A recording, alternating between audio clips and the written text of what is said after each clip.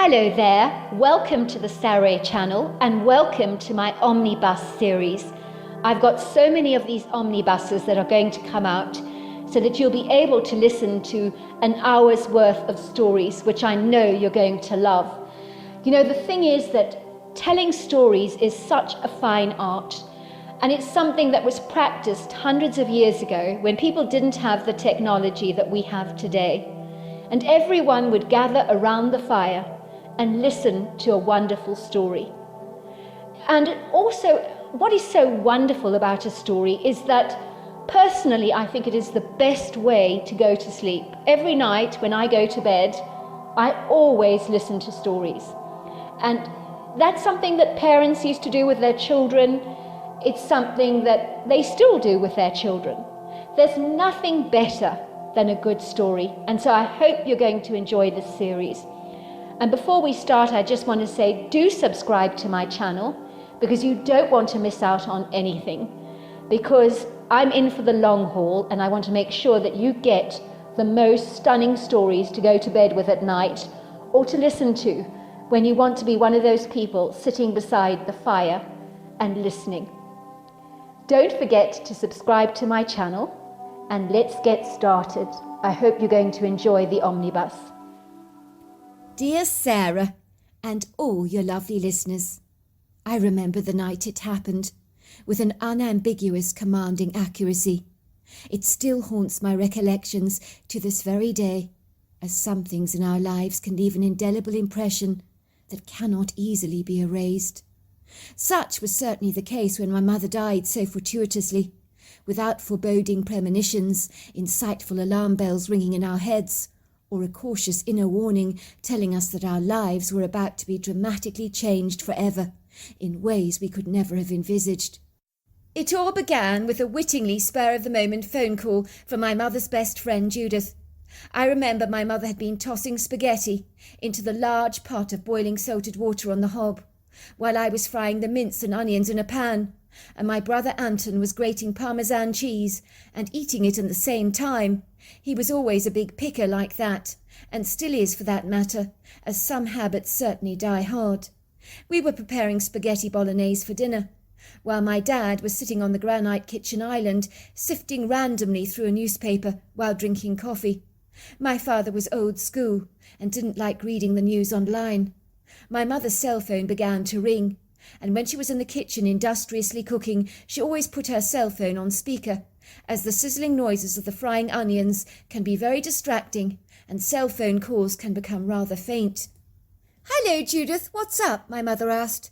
"Kitty, I'm in trouble," came Judith's almost faint voice at the end of the line.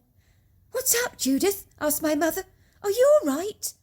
No, I'm not. He's cheating on me, Judith. I just knew it. I knew it in my gut. I was right." "Are you sure?" said my mother. "The private detective gave me the photographs about an hour ago. Some of them, oh God, Kitty, some of them are explicit. What should I do?" The woman began to sob. "I know, we'll go out for a meal together. Right now," my mother suggested. "We can talk about everything together. We'll have dinner. How about that?" "Oh, thank you, Kitty. It means a lot. I'll pick you up in 2 ticks. We'll go to that lovely Italian place I know. I really could do with a friend right now. I'm so distraught, Kitty, like a broken-down wobbly chair that's about to collapse in any moment. I just can't believe he's done this to me." "Of course you're in a state, Judith. Anyone would be in your situation. I tell you what, you pick me up as soon as you can. Have you said anything to Donald yet? Have you confronted him with the evidence?" "No, he's away on business, but I don't think he's on business at all. I think he's having his way with his floozy, possibly now as we speak. He has no idea that I'm on to his licentious ways." "Oh dear, it is terrible. I'll see you in a mo," said my mother. "Drive safely, Judith. Keep your eyes strictly on the road. If you're upset, it's easy to lose focus, you know it is. I worry about your precarious driving sometimes. Please be careful." "I take it you heard all that," said my mother, clicking her cell phone off swiftly. I always knew when Judith married that ruffian Donald Harris, there'd be hell to pay. The man is a walking landmine, ready to explode at any given moment. He was always trouble. Such a philandering player when we were at school. Every week he had a new girl on his arm. He had the most awful reputation of breaking girls' hearts, left, right and centre, and he didn't give a toss whose heart he broke in the process. I don't know why women were so attracted to him. He was such a bad boy. They would buzz around him like bees around a honeypot. Sometimes I thought he must be giving off strange phenomes because so many fell under his beguiling spell. I still can't fathom as to why. But not you, teased my father. You did not succumb to his charms, I take it. Please, Jules, give me a break, will you? The man has got about as much charm as a rattlesnake. No, I never fell for that lecherous playboy who was a skirt chaser in every regard. Goodness gracious me, no. I could see him for exactly what he was. I remember in those days Judith would look at him longingly, but back then he never so much as gave her the time of day. She would tell me, Kitty, I'm so in love with Donald Harris, but he won't even look at me. She'd get ever so upset about it. I remember she'd stop at nothing to get attention from him, but he completely ignored her the whole time. I guess in those days Judith was just not his type. She was very boyish looking back then, brown hair, brown eyes. And let's just say Donald liked redheads and blondes, but no, he wasn't really into brunettes, especially boyish looking ones. I suppose you could say he had a Pacific type of woman that he tended to fancy. Ostensibly, long after we left school, after Judith had dyed her hair blonde and had picked up a few more curves in the right places and dressed so much more sexy, that was when she won over Donald's attention. And they married after that. Of course, I knew it was only a matter of time before things went terribly wrong. Or maybe a better word to use is pear-shaped. But I warned Judith over and over again that Donald would very likely cheat on her, as he had done all those young girls back at school. I mean, they'd been married for 3 years now. The cracks were beginning to show. It was only last week Judith hired this private investigator, you know, to follow Donald around, after she found some suspicious lipstick on his collar and a slutty pair of woman's bright pink knickers in his jacket. She was very distressed about that, but I already knew what the findings would be, although Judith was determined to give her husband the benefit of the doubt. How many times, Jules, my mother said, turning around to look directly at my father, did I warn Judith about that man? Until I was blue in the face. But would she listen? Not on your Nelly. That woman, when she wants something, she goes for it, head on, with all guns blazing. And to hell with the consequences. She's always been like that, recklessly headstrong, perversely stubborn, and heedlessly rash. That woman is incorrigible. But then I wouldn't change her for the world, would I? Well, sweetheart, I know you meant well by Judith, and yes, you warned her tirelessly hundreds of times, even when you were the bridesmaid at her wedding, did you not? You tried to make her see her mistake. But you got to remember, people have to make their own faux, or shall we say blunders in life. You cannot live Judith's life for her, on her behalf, can you? You can't undo her personal gaffes. Judith is not a piece of knitting where you can reverse the wrong stitches and make everything right again. My mother's forehead furrowed in a long row of puzzle lines. She sighed with exasperation. Oh, Jules, it's times like this that I wish she was a piece of knitting. I really do. Easy to fix, I mean. It just makes me so mad, she said, checking that the tall strips of pasta had finally sunk beneath the salty boiling water. So mad, she continued. I love Judith with all my heart, but she can be so goddamn blind sometimes, and now I'm going to have to pick up the pieces of her broken life for her, mop away the tears tonight. She's going to cry buckets, I know she is. I hope I can convince her to leave that slimy toad. If she doesn't, her self-esteem will be blown away into the wind and her confidence completely crushed. Well, just don't go saying I told you so, said my father. That will be the last thing she wants to hear. I'm worried about Judith driving you to that Italian restaurant right now. That is my greatest concern of the minute. Should you not get a taxi together? That woman is the most atrocious driver. I don't know how she ever passed her test. Oh, believe me, Judith has some tricks up her sleeve. She possibly charmed the driving tester. I wouldn't put it past her. When needs must, Judith can be remarkably resourceful.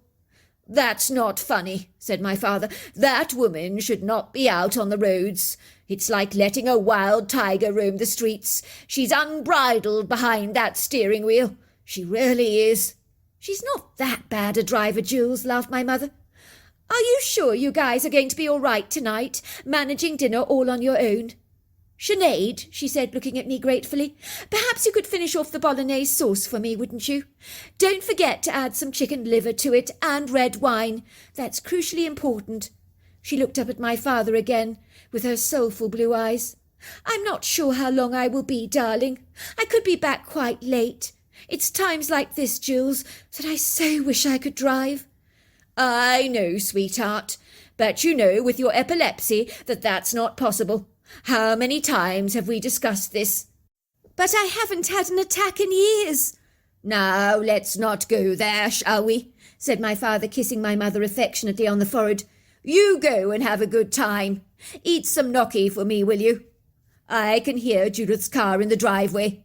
Bye, everyone, said my mother, blowing us all a kiss and quickly grabbing her purse. How do I look? She asked, doing a quick twirl. You always look great in that woolen dress, said my father. Are you going to be warm enough? I'm taking my coat on the hook with me in the hall. I've got my leather gloves in my purse, so I'll be just fine. Good. Now don't you dare bring that traumatized woman into this house, will you? I have a secretary at work that is always bawling her eyes out for no good reason at all. She blames it on her fluctuating hormones. I just don't want more tears. I've had about as much as I can take for an entire lifetime. My mother kissed my dad on the cheek and quickly dashed out of the house, slamming the front door behind her. Oh dear, said my father, your poor, poor mother, having to deal with a very traumatized woman tonight. At least we could eat our pasta in peace. But why did she marry him, Dad? I asked. If he was such a player, seems like a silly thing to do, if you ask me. Why does anyone do anything? Said my father, chuckling. Let's just say, sweetheart, he said, giving me a reassuring kiss on my forehead, that some women can be very silly indeed. Not me, I insisted. I'll only ever marry a man who treats me like a princess and never ever looks at another woman. Very glad to hear it, dear. That's how it should be. Loyalty is very big in my book. I'll never cheat on my wife when I get married, said my brother Anton. That Donald chap, he's such a loser. We sat down to dinner and my father smiled at the SMS he'd received. It's from your mother, he announces, looking at us with a relieved expression on his face. She's at the restaurant. She's arrived, safe and sound, I'm glad to say, and has ordered some gnocchi in a velvety sage and pepper sauce. At least she got there in one piece. I do worry about Judith's driving, especially given she's so upset this evening. I'm sure she'll be all right, Dad, said Anton. I mean, she's been driving for years, hasn't she? And managed to avoid an accident. Why should it be different now? We all ate our spaghetti bolognese. I then left the table to finish my homework, watching some YouTube videos, and then finally retiring to bed. I remember waking up in the middle of the night with a start. I could hear a loud, authoritative knock at our front door.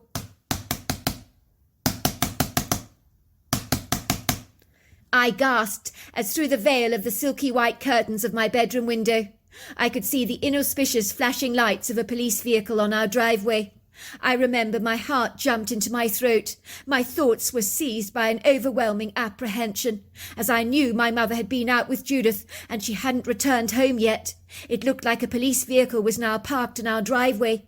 Had something terrible happened, I wondered? Please, God, no! I climbed out of bed hastily, and anxiety charged my every thought with an electrifying, palpable fear. It was cold in my bedroom. The drop in temperature was very pronounced, as icy draughts of cold air nuzzled my skin. I grabbed my dressing gown, threw on my slippers, and darted hurriedly down the staircase. as fast as I possibly could. My sleeping eyes were now wide awake. I ran across the oakwood floors towards the front door. My dad was standing there in his dressing gown. He opened the door just as I arrived on the scene.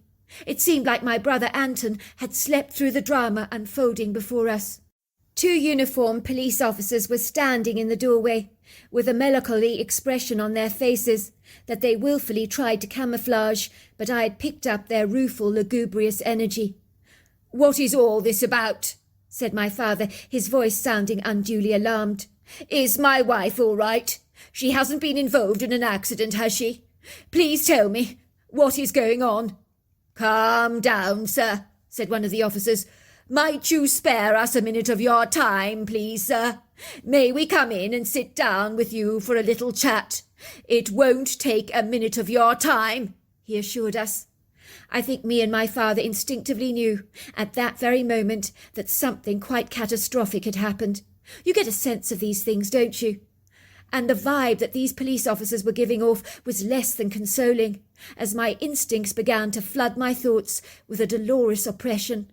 My father guided the police officers into our living room. They sat down opposite us on the upholstered chairs. My father grabbed my hand to squeeze it reassuringly. "My wife," he said. "Is she all right? Please, I beg you, tell me what's going on." "You are Mr. Jules Campion, is that right?" "Yes," said my father. "That is right, I am him." "Your wife is Mrs. Kitten Campion?" "Yes, indeed, she is," said my father. "Well, I regret to have to inform you, Mr. Campion, that your wife died in a car accident this evening. If there is anything heartening I can say, in these heartbreaking circumstances, she would not have suffered anything. Her death was instantaneous. We would both like to express our heartfelt condolences for your grievous loss." My father's face was crestfallen. His eyes grew wide. His fingers started to shake violently. He put his hands over his head. He cried, "No, this can't be happening. It's not true. You're misinformed, grossly misinformed. Please not my beautiful Kitty, not her. Please, no." "Is Mum dead? Mum isn't dead, is she? She can't be dead. Is this true? Please no. There must be some mistake." "I'm afraid she passed away, young lady," said the police officer kindly. "We are dreadfully sorry for your loss." One of the police officers, seeing the brandy on the sideboard, quickly grabbed it. He poured my father a tot. "Drink this, sir. It'll help you." He also offered me some, even though at 12 I was rather underage, but that did not concern anyone at all in the circumstances. He allowed me a stiff drink. The very tart liquid engulfed the back of my throat, and I swallowed it in one gulp. It burnt, but it seemed to help appease the shock, even if it was only for a moment. I sat there frozen to the settee like a solid ice statue, unable to comprehend what the officers had just told us. Surely there was some mistake. My mother had been home only hours before. She couldn't be dead. This couldn't really be happening, could it? This was all some lamentable nightmare. Any moment now I would wake up. I pinched myself very hard and realized with horror that this was no dream, but a living and breathing nightmare, that had assaulted and pulverized our lives like an unexpected tsunami, crashing towards the shoreline with no Mayday forewarnings of the looming, untoward, torpid disaster about to manifest so callously into our lives, tearing us apart into thousands of smithereens, like a broken mirror, so shattered you cannot put the pieces together again, no matter how hard you may try. "How did the accident happen?" my father asked the officers. "The woman, unfortunately, driving the car, Mrs. Judith Harris, I believe her name is. She was driving on the wrong side of the road by mistake. A truck went plunging through the front of the car. For some inscrutable, enigmatic reason, the woman driving didn't even get a scratch. But she's in a terrible shock, blaming herself for what happened. That bloody woman! She's only gone and killed my wife. She's always been a lousy driver. I knew something like this would happen. But did I stop it? No, I'm a complete idiot, said my father, blaming himself for what had transpired. Please, sir, don't go blaming yourself for this catastrophe, said the officer kindly again. In my experience, accidents happen, but playing the blame game never helped anyone. Suffice to say, weeks and months passed by, and our house for a long time felt like a cold morgue. It was as if the time after my mother's unforeseen death whirled around us in a hazy obscurity, as if we were all caught up in a hallucinatory trance. We went through our daily lives robotically, each dealing with our grief rather differently. Sometimes my father would sit on the couch in our living room, staring blankly at the walls, as if his mind was 1,000 miles away. I barely remember the funeral at all. It was just a murky fuzz for me, an ocean of strange faces and perfect strangers expressing their condolences to us. Like everything brutal, the event went around in my head as fast as a Ferris wheel, and the memories of that tumultuous time are so desperately vague. I do remember when Judith Harris came to visit us, though. I thought my father's wrath would come down upon her like a ton of bricks. To my immense surprise, my father was benevolent and graciously kind to her. If a tsunami had devastated and hit our lives, it had done 1,000 times worse for poor Judith, for she had lost her very best friend in the entire world, and had to live with the grievous guilt of what had transpired that fateful night. To top it all up, her marriage was in freefall, as her husband Donald had betrayed her trust. I barely recognized the woman when she came to see us. She had become a walking bag of bones. Her cheeks were sunken. Her eyes were like black pools of hopelessness and despair. I remember feeling so desperately sorry for her.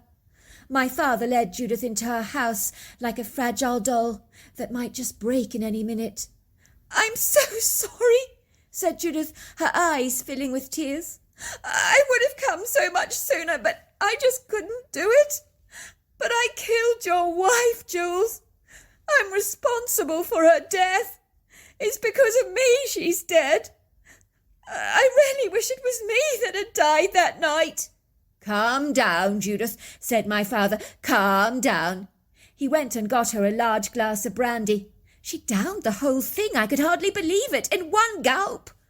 Judith continued, Your wife, she was right. I was an atrocious driver. I'm so glad they took my driving license away from me. I'm never going to drive again as long as I live. Some people shouldn't be out on those roads, and I'm one of those people." "Well, that might be a very good idea, Judith," said my father. "Some people may not be meant to drive. My wife was one of those people with her epilepsy. Now, I don't want you to be punishing yourself for what happened. I was equally to blame for the accident, even more so, I think. I knew you were a bad driver, Judith. I did. I had grievous doubts about your driving that night, especially under the influence of your distress, having discovered the dreadful news that your husband was cheating on you. I should have put my foot down and taken the both of you to the restaurant myself, but I didn't. You were clearly in no condition to drive. You were far too upset." "I was," admitted Judith.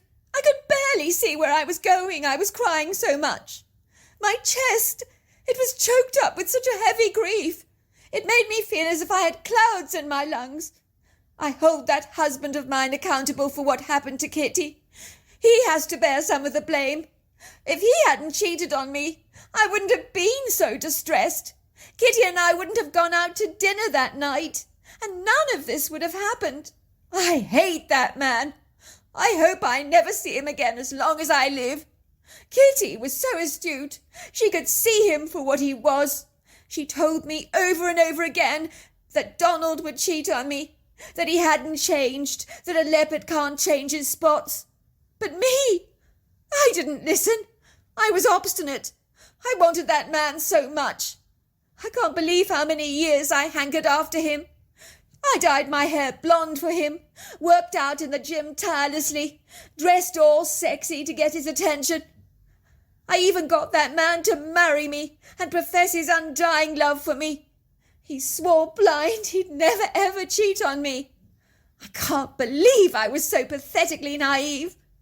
I'm a complete, total and utter idiot, and I hate myself." "Judith," said my father, "I don't get cross easily, but I'm cross with you now. I won't have you talking bad about yourself. You hear me now? None of this is your fault. Yes, you're a bad driver. Big deal. I'm bad at carpentry. You have lousy taste in men. You were a poor judge of character. It happens. Don't beat yourself up about it. As far as my wife's death is concerned, we're all to blame for it in some way. But Kitty would never want us to live with recriminations. Stuff happens. Life happens. That's the way the cookie crumbles. We have to accept it, Judith. We have to move on with our lives, whether we like it or not. We have to heal, Judith. Do you understand that?" Judith nodded through her tears. "You're so kind, Jules. I don't deserve your forgiveness. You should be screaming at me. You should hate me for what I've done."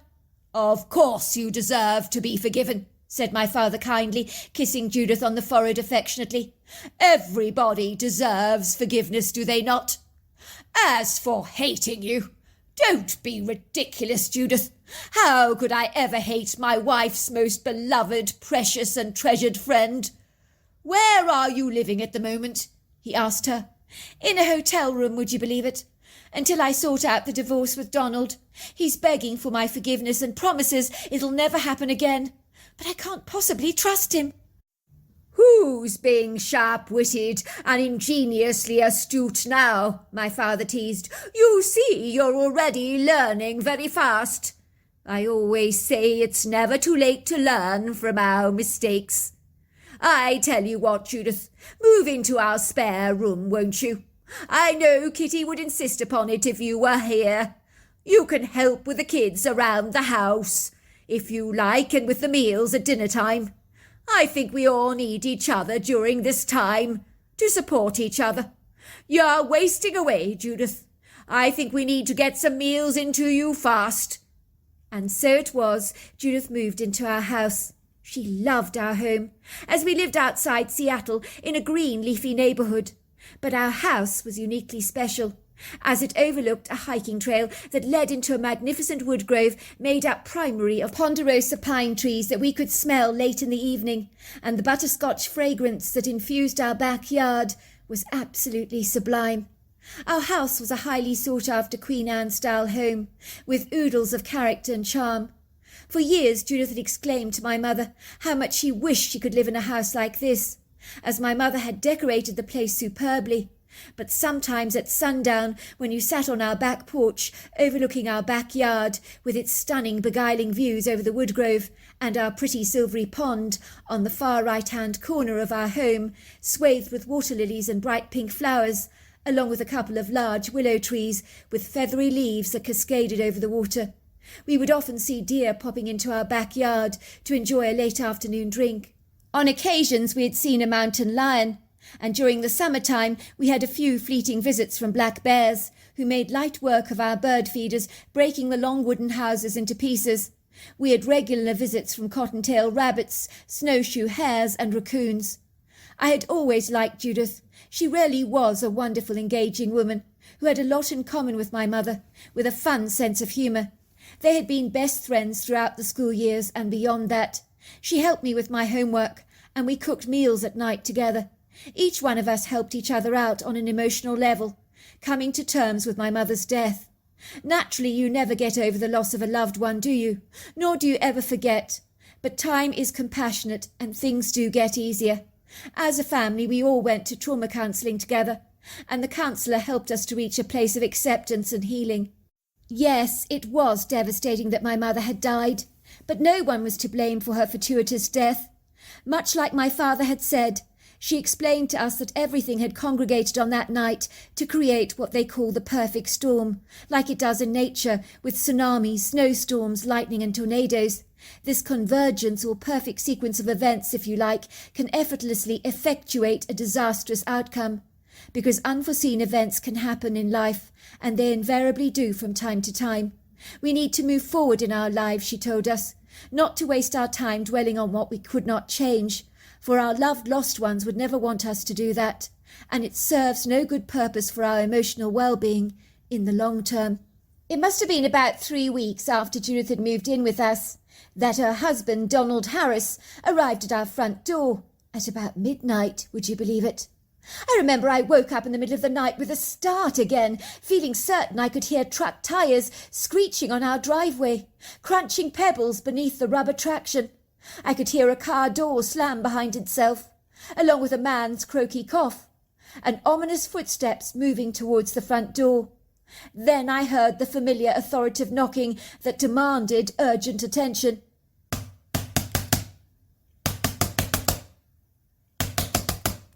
It was like an inauspicious, portentous replay of the very night I lost my mother so tragically. Was something unfavourable about to happen again? My heart sank like a large pebble being plundered into the depths of a huge body of water. My throat began to thicken with a foggy encumbrance. My eyes darted towards the cream curtains that were blowing in a light breeze as the window was slightly ajar. But thankfully, I didn't see any blue lights flashing like I had on that calamitous night. Oh, that was a relief. I could hear my father's feet padding down the staircase, his voice muttering under his breath. "What the hell?" he was saying. He sounded very aggrieved, to have been rudely woken up in the middle of the night. I quickly threw on my dressing gown and slippers, darting down the staircase, while my father opened the front door. "Donald," said my father, "what are you doing here? Your wife, Judith, does not want to see you. Surely you know that." I stared at this man in confounded disbelief. It was hard to fathom that this pathetic, bedraggled specimen had been the heartthrob of so many young women in his youth. There he was, standing in our doorway, smoking a joint, smelling strongly of booze, looking intoxicated, unkempt, and dishevelled like a vagrant. Very sorry for himself, I might add. I was sure the man hadn't seen a bath for many days, and the wispy beard he was sporting was a result of abandoning a razor, not attempting to grow a beard. It was too straggly for that. He was about 6 foot tall, thin-looking, with long dark hair that fell above his shoulders in a tangled mess, as if his hair had been forsaken by the hairbrush, with long hair, big brown sorrowful eyes that rather reminded me of an injured puppy, and bootleg pants that were certainly not in fashion. It was like he was trapped in a fashion time warp. He looked like he belonged in the 60s. "I want to see Judith," he demanded. "I'm sorry, Donald," said my father. "You know Judith doesn't want to see you. Would you kindly leave my property now?" He tried to close the door on Donald, but Donald had put his shoe in the doorway like a doorstopper to block it, so my father couldn't slam the door. "I need to see Judith," Donald demanded, his voice sounding drunk. "I need to see her now." "It's all right, Jules," said Judith. "I'll take this. Let him come in. I'll speak to him quickly." I watched the tall, thin man follow Judith into the living room. I followed behind them, promptly sitting next to Judith on the white leather couch. I wanted to offer her support, while my father shrank away in the shadows, possibly keeping a surreptitious eye on Judith to make certain she was all right, although Donald was harmless enough, definitely a non-violent person. "Must she be here, Judith?" said Donald, looking ever so slightly annoyed, taking another puff of his joint, blowing it wistfully into the room so the air was filled with the pungent smoke. "I wanted to speak to you alone, Judith." "If Sinead wants to be here with me, she can," said Judith, holding my hand firmly in hers. "Now what is it you want, Donald? You do realise it's 12 o'clock at night." 12 o'clock?" said Donald. "I had no idea it was so late." "Of course you didn't," said Judith. "You have not got a clue about anything, have you, Donald? You're as drunk as a skunk and in no state to drive. What on earth were you thinking coming here in the middle of the night like this, disturbing the entire household? Who are, for your information, trying to get some much-needed sleep. But you've done a fabulous job in waking up everyone." "Isn't it obvious why I'm here, Judith? Do I need to spell it out to you?" I love you, Judith. I've always loved you. I love you. Oh, for goodness sake, said Judith, raising a cynical brow. You came here in the middle of the night to tell me this in your inebriated state. You're not thinking straight, Donald. Judith, I love you. Please, please come home with me. I miss you. I don't want to be without you anymore. I hate being on my own. I'm lonely without you. You should have thought about that, Donald, before you started messing around with that little hussy. I'm sorry, Judith. She meant nothing to me. I told you she meant nothing to me. I made a stupid mistake. I mean, it happens. But it won't happen again. I'll never let it happen again. I promise you, as long as you come home. I don't believe you, Donald. I told you it's over between us. I want a divorce. Oh, don't say that, Judith, he wailed. We can work this out. I know we can. I'll go to counselling. I'll do anything you want. I can't live without you. Judith, I can't live without you. You should have thought about that, Donald, I said, before you started messing around like this. I told you it's over between us. I thought I'd made my feelings very clear. To my astonished amazement, Donald began to sob like a baby. I'd never seen a grown man crying like this before. I remember thinking to myself, he must really love Judith very much to be this upset. His behaviour was peculiarly strange. He then pulled out a revolver from his holty and said, If you leave me, I'm going to kill myself. I'm going to blow my brains out. Put that down, Donald, said Judith, her face growing grave with concern. Don't do anything stupid, Donald. You're drunk. You're not thinking straight. Now give me the revolver, please, Donald. Hand it over, will you? Give it to me. The man didn't listen. As the tears began to roll down his face, his red eyes were trying to put the revolver to the side of his head. But Judith kept waving his hand away, trying to grab the revolver from him. Come on, Donald. You're not thinking straight. Give it to me. Give it to me, Donald. Now don't be ridiculous, Donald. But then he got up and ran out of the house, while me and Judith began to give him chase.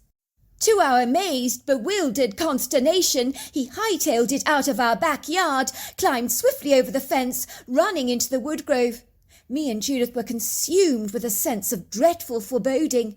We ascertained that Donald really was likely to shoot himself. It looked like he meant business, that he wasn't play-acting either. That, or he should be enrolling in Hollywood as the next Clint Eastwood, as his exemplary performance had us both fooled. But neither of us believed that that was the case. Oh, my God, whispered Judith. What are we going to do? We have to stop him, Sinead. He's going to do something really stupid, I know he is. And despite everything, I do love him, you know. We have to stop him. We really do. It was a dark, velvety, lustrous night. Thank goodness for the full silvery moon that cast her light ethereal shadows over the countryside, while the bright twinkling stars dotted over the sky shone like opulent diamonds in the vast expansive firmament that stretched out into the ether for an eternity. Thankfully I had my cell phone light with me, as my cell phone was still in my dressing gown pocket, and there was no time to run back to the house to get torches. But in retrospect it may not have been such a bad idea, as the darkness can certainly limit and impede your mobility when your vision is substantially obscured. Both me and Judith crawled under the fence, running after Donald. We both knew we had to retrieve the revolver from him, as in his bladdered state he was capable of doing something very stupid, and Judith did not want to have his death on her conscience. Hurry up, screamed Judith. We have to get him. We need to retrieve his revolver. I know what he's like. I know what he's capable of doing. The wind whistled bodefully as it blustered through the trees, while the tall vertical silhouettes of the ponderosa pines and Douglas fir trees that looked blacker than the night swaggered in the wind like inebriated drunks. Their needled boughs twitched, rustled and swished. The obstinate wind plunged its airy vibrations against our pyjamas and dressing gowns. We could feel the fabric of our clothes being viciously plundered by this vigorous assault, for the wind was unrelenting in her fury. It didn't help that it was cold out in the woods, so running after Donald was warming us up. As when we blew out our breaths, it was like steam from a kettle. It really was spooky in this wayward forest. The wailing, groaning wind sounded like disgruntled, disembodied, haunted voices from beyond the grave, crying out for mercy. The foreshadowing impression it conveyed had the little hairs on my arms standing on end like soldiers. I felt distinctly unwelcome, as if all the strong-willed trees in the forest themselves were literally commanding us to leave the sinister place, with its menacing ambience that seemed to cloak everything in an invisible foggy mist of impending doom. I'd been here during the day many times before, and knew this place as congenial. It had never felt like this before. It was almost as if the forest itself was closing in on us, purging us out of its system like vomit. I knew suddenly what was missing on this night. It was something I hadn't immediately discerned before, although without a doubt I had instinctively known that something was seriously off. I'm not sure if Judith could feel it, as her focus was so intense. All she was desirous to do was to stop her husband from shooting himself. I realised that the forest was very quiet, unnaturally so, almost as if every movement, every call of nature, like the wail of a distant coyote, the hoot of an owl, the chirping of crickets, the croaking of frogs, had all but been confiscated, held hostage by the uncertain uneasiness that wafted through the forest like a tangible feeling that had grabbed the attention of every single living thing, so that all was made prisoner under the forceful wrath of this deadly silence, paralysed by its fearsome commands. Donald was running ahead of us, stumbling around in the darkness, tripping occasionally over the tumultuous undulating terrain, and over the occasional fern or piece of forest shrubbery. At least in the forest, the forceful wind was less taxing on us, as the trees had become a perfect windbreak, easing the challenge of chasing after a drunken man, for someone so bladdered was doing remarkably well, making his quick escape. We had run behind him awkwardly in our slippers, saved from many a nasty scrape by the light of my cell phone. Finally Donald slipped into a heap on the earthen floor. Thankfully he had fallen. Now we were looking down upon his face. He was holding his revolver to his head. "I'm going to shoot, Judith," he said. "I can't live without you. I just can't. I love you too much." "Donald, you're drunk. Please, I beg you, give me the revolver before you do something stupid. Shooting yourself is not going to fix any of our problems. It's not a solution." "It's my only way out," insisted Donald. "I told you, Judith, I can't live without you." All of a sudden, we heard a loud growl, but it was a low, guttural kind of growl, like that of a lion. It sent chills crawling down my spine, like a long line of tarantula spiders trudging down my back. "Oh my God, Judith," I gasped. "Did you hear that? There's something in the woods. A predator, I think." "What is it?" said Judith, her voice becoming strained by a rising anxiety. That was when we heard a crunching of leaves, a snapping of twigs, while the wind still roared and moaned. Whatever had been growling was coming towards us. I knew it in every fibre of my being, as before I'd seen anything I could feel this mighty presence. I could even sense its gargantuan size. I could feel its steely eyes fixed on us, burning through us with a blazing intensity. I flicked my cell phone light over the terrain, but I saw nothing. But I was in no doubt that something was there. For whatever this thing was, its formidable presence was all-consuming. It could be tangibly perceived. We were in no uncertain doubt that something was loitering in the dark shadows, waiting to pounce on us unaware. I trembled in terror and trepidation, my heart drumming violently in my chest. I could discern every single beat. "Did you see anything?" asked Judith. No, my cell phone light isn't very good. I can't see much at all, but there's definitely something in the shadows. I can feel something big, something pretentious, something monstrously huge." I'm going to kill myself, said Donald, completely oblivious and unaware of the disturbing presence that was moving towards us. Judith and I were now trembling like jellies, almost completely forgetting about Donald. Now our attention was focused on our fear. We heard the discomposing growl again. Its low-frequency vibrations ripped through us, causing us to almost pounce out of our skins like a jack-hare out of its burrow, when suddenly crashing down on the forest floor came a ponderosa pine tree, only yards away from us. It was not a tree that was frail or rotting, but strong and healthy, with a robust strength. But something had pushed it down effortlessly, as if it was like a twig. But only an elephant could do that, surely. Oh my God, I gasped. I told you, Judith, there's something there. I think it's going to kill us. I can feel it. Whatever it is, it's big.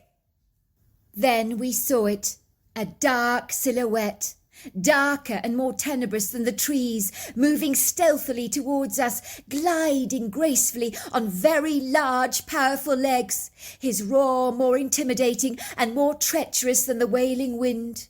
He stood there staring at us through dark eyes. I flickered my cell phone light over him to fully focus my attention on what on earth this strange thing was. I audibly gasped. It was a Bigfoot, no doubt about it in my mind. A creature that until now I thought only existed in the realms of an overactive, rather flamboyant and colourful imagination. But there was no doubt in my mind that this creature was real. I could hear his heavy breathing, see the vapour of the cold air rising out of his nostrils like the steam from an iron. He was tall, towering above us like a great mighty tree, making us feel conspicuously aware of our own fragility. For this creature was built like a mighty tractor, strong, powerful, lofty, heavy-duty, easily 8 foot tall, 4 foot wide, 700 pounds, covered in black hair, with a face that was so remarkably human, so much so that it startled me somewhat. I could see a sagacious wisdom and discernment in his eyes. He had an almost angelic outer-worldly quality about him, almost as if he knew exactly what was going on. You would have thought that both me and Judith would have run for the hills in our terror. But something majestically regal and gallantly imperial about this creature bedazzled our senses. For a moment our fear seemed to float away like a balloon on the wind, as the reverent awe that overwhelmed our senses rather like an intoxicating smell, making us remain silent like an audience in a movie theatre, waiting with bated breath to see what would happen next. This noble, distinguished-looking Bigfoot pushed past me and Judith, as if we were mere branches in the breeze, until he stood in front of Donald and roared at the man. Donald visibly trembled, his eyes grew wide, his mouth dropped open, and then out of his hands, in his shock, he dropped the revolver to the floor. The Bigfoot grabbed the revolver, handed it to Judith, who took it from the Bigfoot gratefully, and then we watched in astonishment as the creature nodded at us and glided away, and then he was gone. "That didn't just happen," said Judy. "Did that just happen?" She opened up the revolver, throwing the bullets out onto the forest floor. "Do you know, the creature spoke to me, Sinead, in my mind. He told me, he said, don't let him do anything stupid, referring to my husband. He still has lots of learning to do. That's what he said to me. I keep thinking it can't be real, but he really did speak to me in my mind." "Are you sure? Are you sure you're not imagining things? He never said anything loud. I never heard him say a word. He didn't even open his mouth. No, he spoke to me in my mind, telepathically, Sinead. Are you sure? Are you sure?"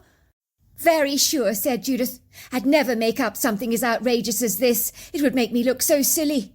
"Look," she said to Donald, "I've got your revolver now. I've taken out the bullets. So are you coming with us or are you not? Are you going to stay here in the forest, feeling so dreadfully sorry for yourself?" she said, pulling him up by the scruff of his collar, marching him ahead of us back to our home. "Where the hell have you been?" my father asked us when we returned back to the house. "Donald threatened to shoot himself," explained Judith. To cut a long story short, Judith decided to attend counselling for married couples dealing with infidelity with Donald at her local church. The pastor there actively encouraged them to work on their marriage, informing them that it was a sacred union of God that should not be broken. The counselling was dramatic in its efficient success, as the couple attended church regularly, and soon Donald's life was actively transformed. He became a youth leader with a passion for God. He did a complete 180 in his life, and is now always testifying to people that God can change even the hardest of hearts. You can rest assured that the man is viable proof that a leopard can indeed change his spots. But Donald gives God all the glory. To this day, Donald has never cheated on his wife again. They now have 2 children and are happily married. You'll be delighted to learn that my father is now happily remarried to a woman that is remarkably like my mother.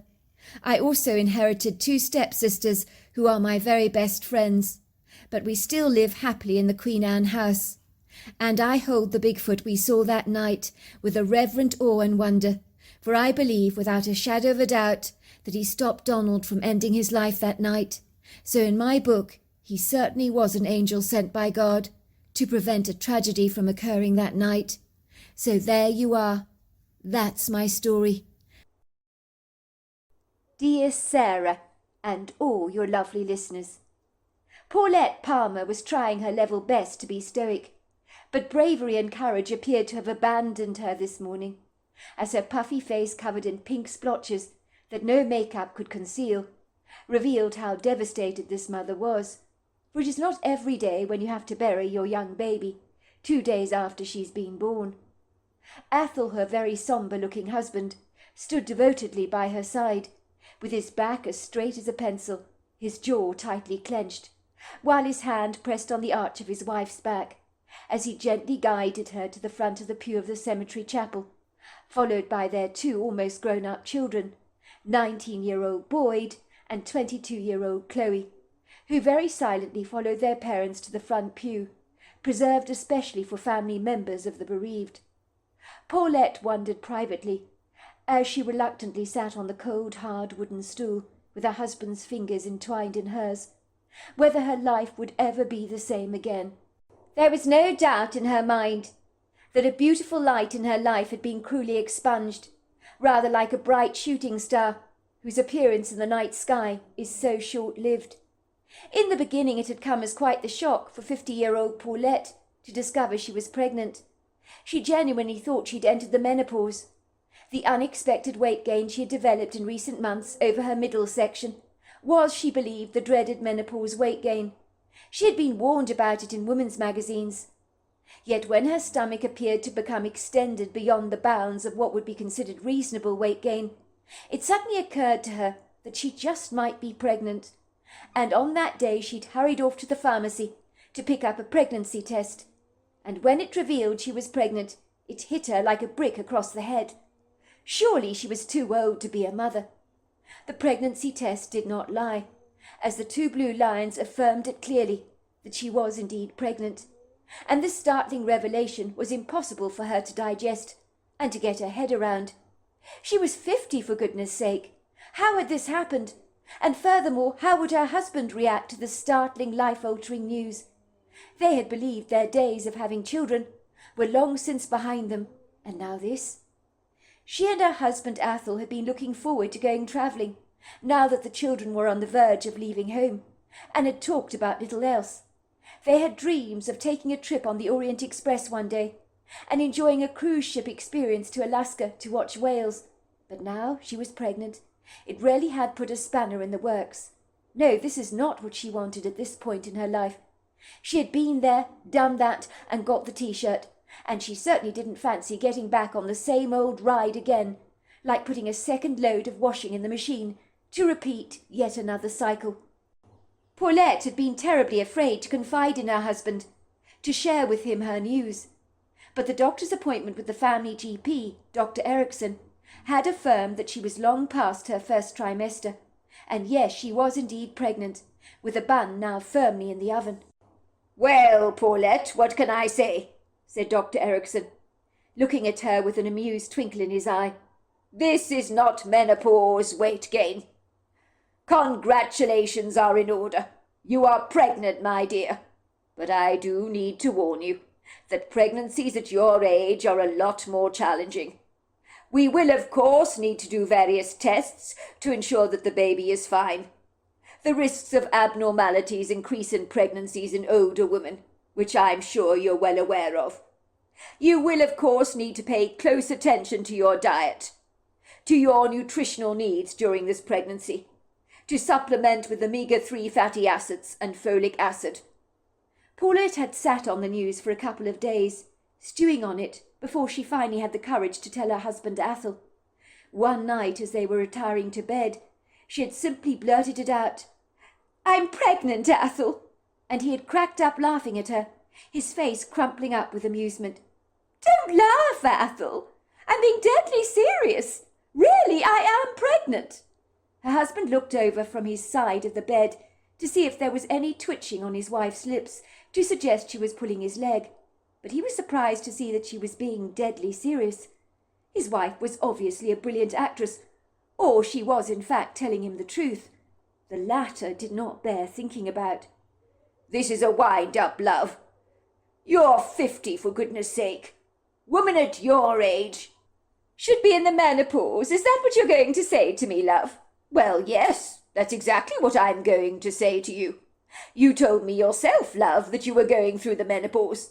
You said you had all the classic symptoms. You said your stomach was growing tubby and that you were having frequent hot flushes." "Well, this so-called menopause weight gain that we're speaking of," said Paulette, patting her tummy.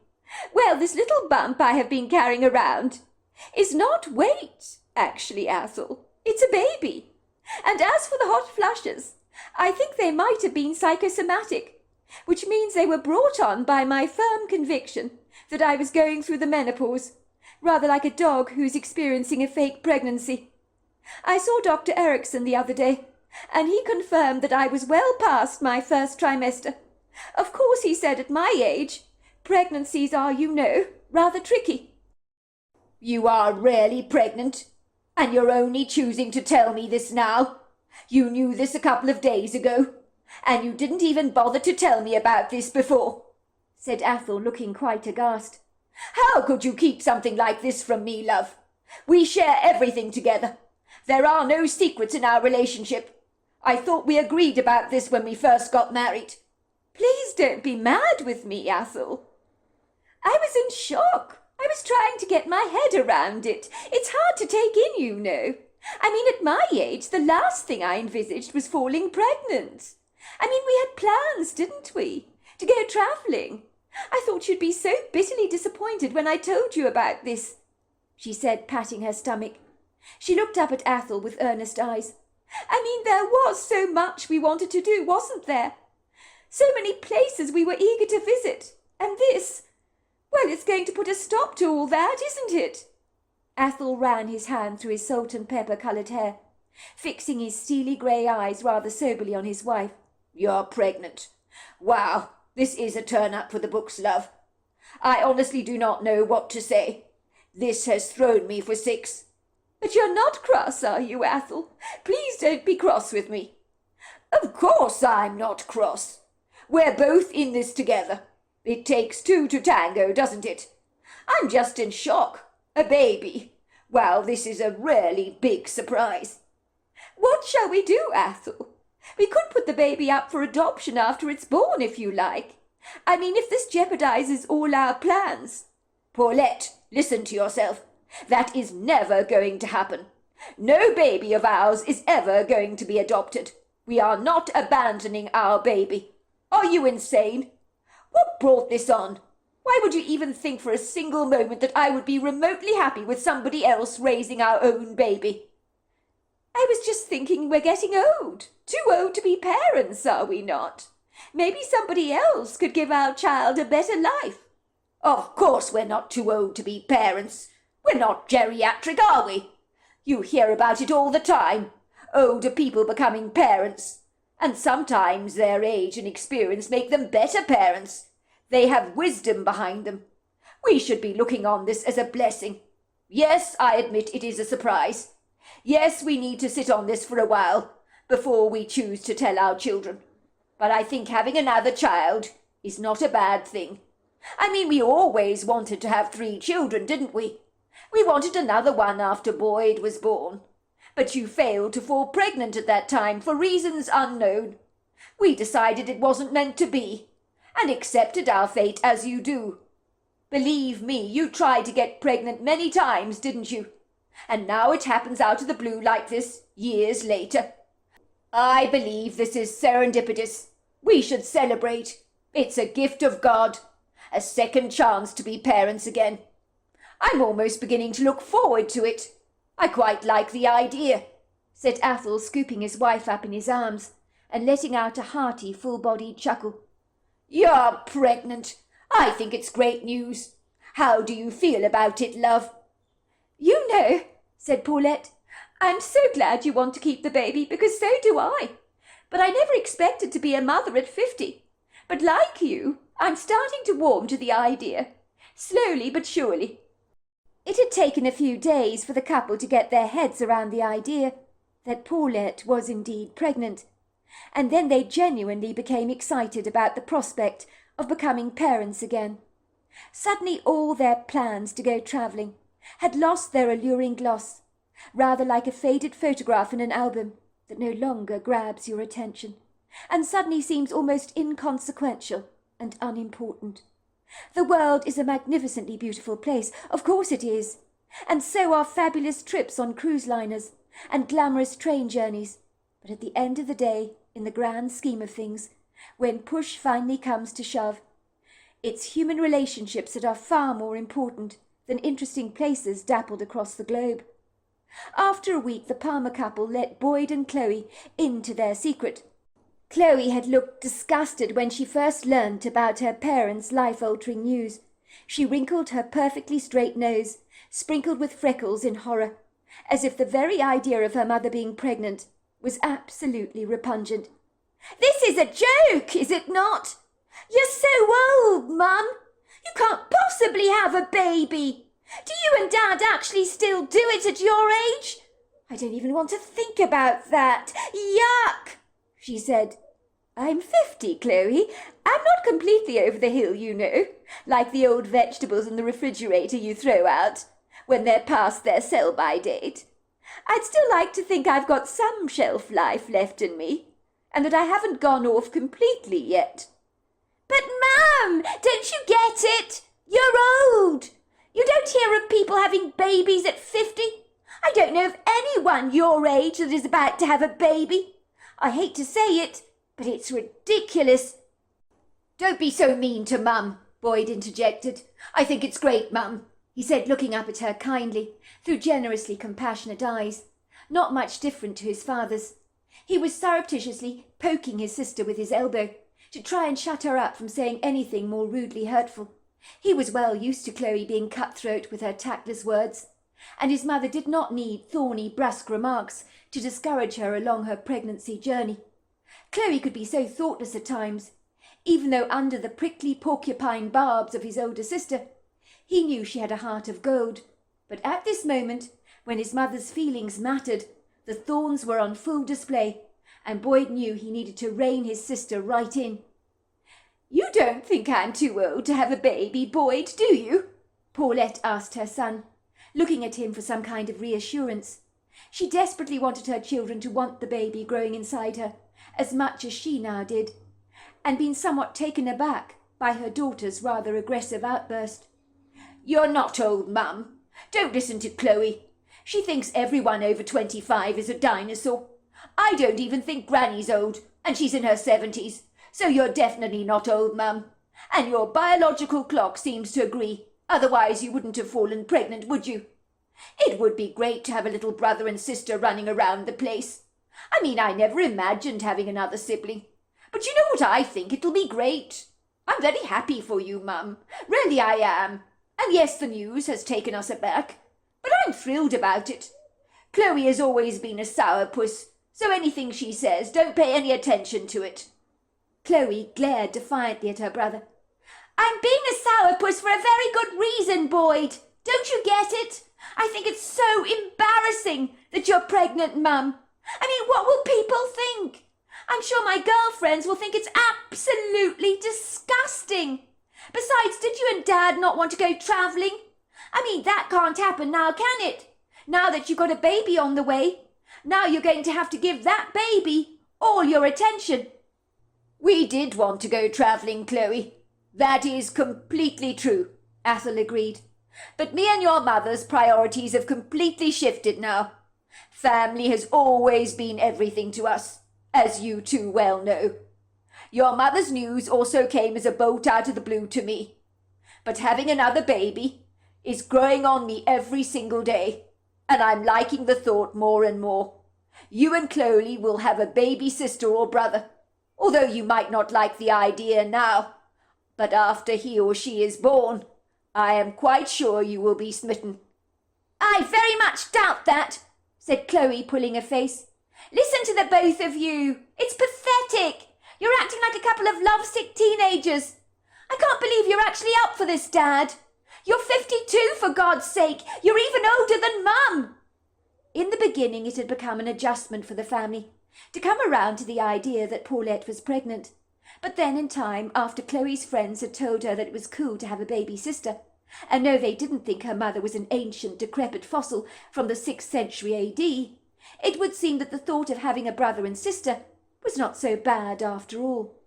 And the needle-like barbs of Chloe's previous thorny remarks had become a lot less reactive and appeared to have retracted. To all intents and purposes, by the time Daisy was due to be born, everyone was terribly excited about her arrival, including Chloe herself, who became eager to lay her eyes on her baby sister, as they had been informed by the gynecologist that her mother was expecting a girl. It was 2 days after little Daisy was born that all hell broke loose for the Palmer family, as the fortuitous, unexpected death of little Daisy had come as a bolt out of the blue, even to doctors and staff alike at the hospital, who were completely confounded. They had never seen this coming, as baby Daisy was born a healthy, robust little girl. The Palmer family had been absolutely devastated to learn that little Daisy had been found in her bassinet in the hospital, that was only inches away from her mother's hospital bed, in the maternity ward, extinct of life. One of the nurses had discovered little Daisy's lifeless body when she was about to hand her over to her mother for another feed. She had looked like a fragile porcelain doll, lying there in the bassinet, so utterly beautiful, terribly pale. The autopsy had affirmed that the family's worst fears had come true, that little Daisy had died of sudden death syndrome, which is not as uncommon as one might think among infants, although in Daisy's case the death had happened far sooner than most babies afflicted with this unfortunate condition. In the beginning, Paulette had blamed herself for Daisy's death. "This is my fault," she told her husband Athol. "In the beginning, if you remember, when I fell pregnant, I didn't actually want her, did I? And maybe she felt that on a subconscious level. So she decided to exit this life. She believed she was unwanted and unloved. Babies can pick up their mother's emotions, you know. I do remember reading that somewhere." "Don't be ridiculous, love," said Athol, scooping his devastated wife in his arms, wiping away the tears that were spilling down her cheeks. "No one wanted this baby more than we did, and you know that. In the beginning, yes, when you first fell pregnant, we were naturally shocked, as anybody else would be in our circumstances, because we were getting on in age. But in no time at all were we not thrilled with the news. Baby Daisy died of SIDS, but it happens, love. This is not our fault by any manner of means, and I want you to believe that because it's true." As Paulette sat there in the pew, she could not help reflect on how much easier it would have been to have had a miscarriage earlier on in the pregnancy. People all over the world experienced miscarriages, didn't they? And yes, they hurt like hell and were tragic, but it was a lot easier to bounce back from losing an unborn baby that you had never physically held in your arms. After Daisy had been born at a healthy 7 pounds 2 ounces, and Paulette had held the smiling little cherub in her arms, in that moment she felt like the luckiest woman in the world to be a mother again. It had been love at first sight. "She's so perfect, isn't she?" the nurse had said, handing Paulette her baby, wrapped in a white baby blanket. It was true. Daisy had been perfect, with blue eyes, tiny hands, and a full head of black hair. Chloe and Boyd had been equally as smitten by their little sister, and Chloe had taken her mother in her arms and said, "I'm so sorry about all the mean and horrible things I said to you, Mum, when you first fell pregnant. I was a complete brain-dead idiot. Boyd was right about me. I take all the horrible, mean and spiteful things I said to you right back. Sometimes I can spout such poison, Mum. I promise you, Daisy's the best thing I've ever seen, and having a new sister is one of the most wonderful things that has ever happened to me. And this family, I can never remember a time when we've been more happy together." Alas, it would seem the Palmers' rapturous happiness was short-lived, for when the nurse discovered little Daisy lying lifeless in the bassinet, it had pretty much been the beginning of the end for Paulette. As she sat there in the pew, feeling so hopelessly lost, as if her life had been completely vacuum-sucked out of her body, Athol was holding her right hand, and with a tissue in her left hand, she occasionally dabbed the fresh tears that kept spilling down her cheeks that she had no way of being able to stop. The coffin was so small. It was white, covered in a heart-shaped wreath of lilac pink and white flowers. The cemetery chapel was jam-packed with friends and family. The mood was forlorn and downcast, although all the mourners were wearing pink flowers on the outside of their thick winter coats, which no one took off, as the formidable icy weather meant that the cemetery chapel was incredibly cold. It would seem no one had thought to turn up the heat. The little coffin remained in the front of the cemetery chapel, looking so tiny and inconspicuous, but a picture of Daisy had strategically been placed on top of the coffin to remind everyone that little Daisy had been taken from the Palmer family far too soon. There was some tinsel displayed in front of the chapel, along with a beleaguered Christmas tree in the far corner, standing next to a stained-glass window of two angels carrying a baby to heaven. The Christmas tree was a rather bleak reminder that this was supposed to be the season of good cheer, although whoever had decorated the tree clearly did not believe this was the case, as its scant decorations did little to revive a flagging Christmas spirit. The two Palmer children were as devastated as their parents about the loss of their little sister. Boyd seemed ill-prepared to believe a baby so young, that had brought him so much joy for the 2 days he'd known little Daisy, was now no longer in his life. By all accounts, at 19 years old, Boyd had always been quite an athlete, doing daredevil sports and stunts on the back of his beloved dirt bike. Some of his so-called stunts could have potentially been deadly, but Boyd had never been aware of his own mortality until his baby sister's passing, and now he had begun to realize that life was both precious, short, and incredibly fragile. Furthermore, death appeared to be indiscriminate. It was no respecter of persons, age, or culture. You could be here one day and gone the next, like a flimsy paper boat floating down a river that ends up in a precarious situation and is washed away by the current. This was something he'd never ever appreciated before. The world he'd always viewed as one big happy adventure playground. Now it had lost its gilded allure, for he had learnt from Daisy's fortuitous passing that the universe could be vicious. It could bite you back, and sometimes that bite would not only hurt, but deliver a cruel, callous blow that would have devastating and almost fatal consequences. "It's not fair," he had cried out to his father when little Daisy had died. "Why did this have to happen to us? Why us, Dad?" Athol had taken his son tenderly in his arms. He had patted his back reassuringly. "Why ever not us, son? What makes our family immune to suffering and grief? Why are we the exception to the rule? I hate to blow your bubble, son, but it doesn't work like that. When we're born, we're always guaranteed one thing in life, and that is we will all die. Some of us tragically leave this planet far too soon. Others leave later. Daisy was not here for very long. But remember what joy she brought us in the 2 days she was alive. Daisy was like some of those precious alpine flowers you get growing on the mountain slopes. They come out just for 1 day. They cover the mountainside in their bright, alluring colours. And the next day, son, they're gone. Other flowers pop up in their place. But how much beauty does even one precious flower bring to that mountainside? even though it's short-lived. So when you think of your little sister, think of one of those precious mountain flowers, will you?" "Is that why you called her Daisy?" asked Boyd. "That's exactly why we called her Daisy," said Athol, managing to put a smile on his face. It hurt him to see how broken both his children were. Of course he was equally devastated, but he had to be strong for the family and lead by example. He knew that come hell or high water, his family was going to get through their grief. They had to. "It's such a pretty name," said Boyd.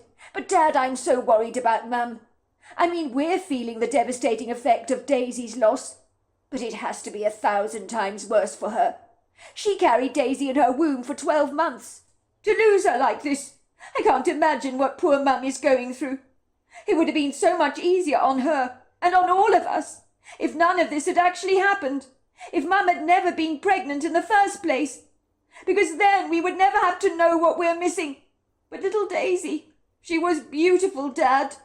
I remember her squeezing my hand, looking at me through her bright blue eyes. My heart swelled, Dad, like a balloon. I was so proud of my little sister. Chloe was actually crying, she was so happy. But Mum, how is she going to cope, Dad?"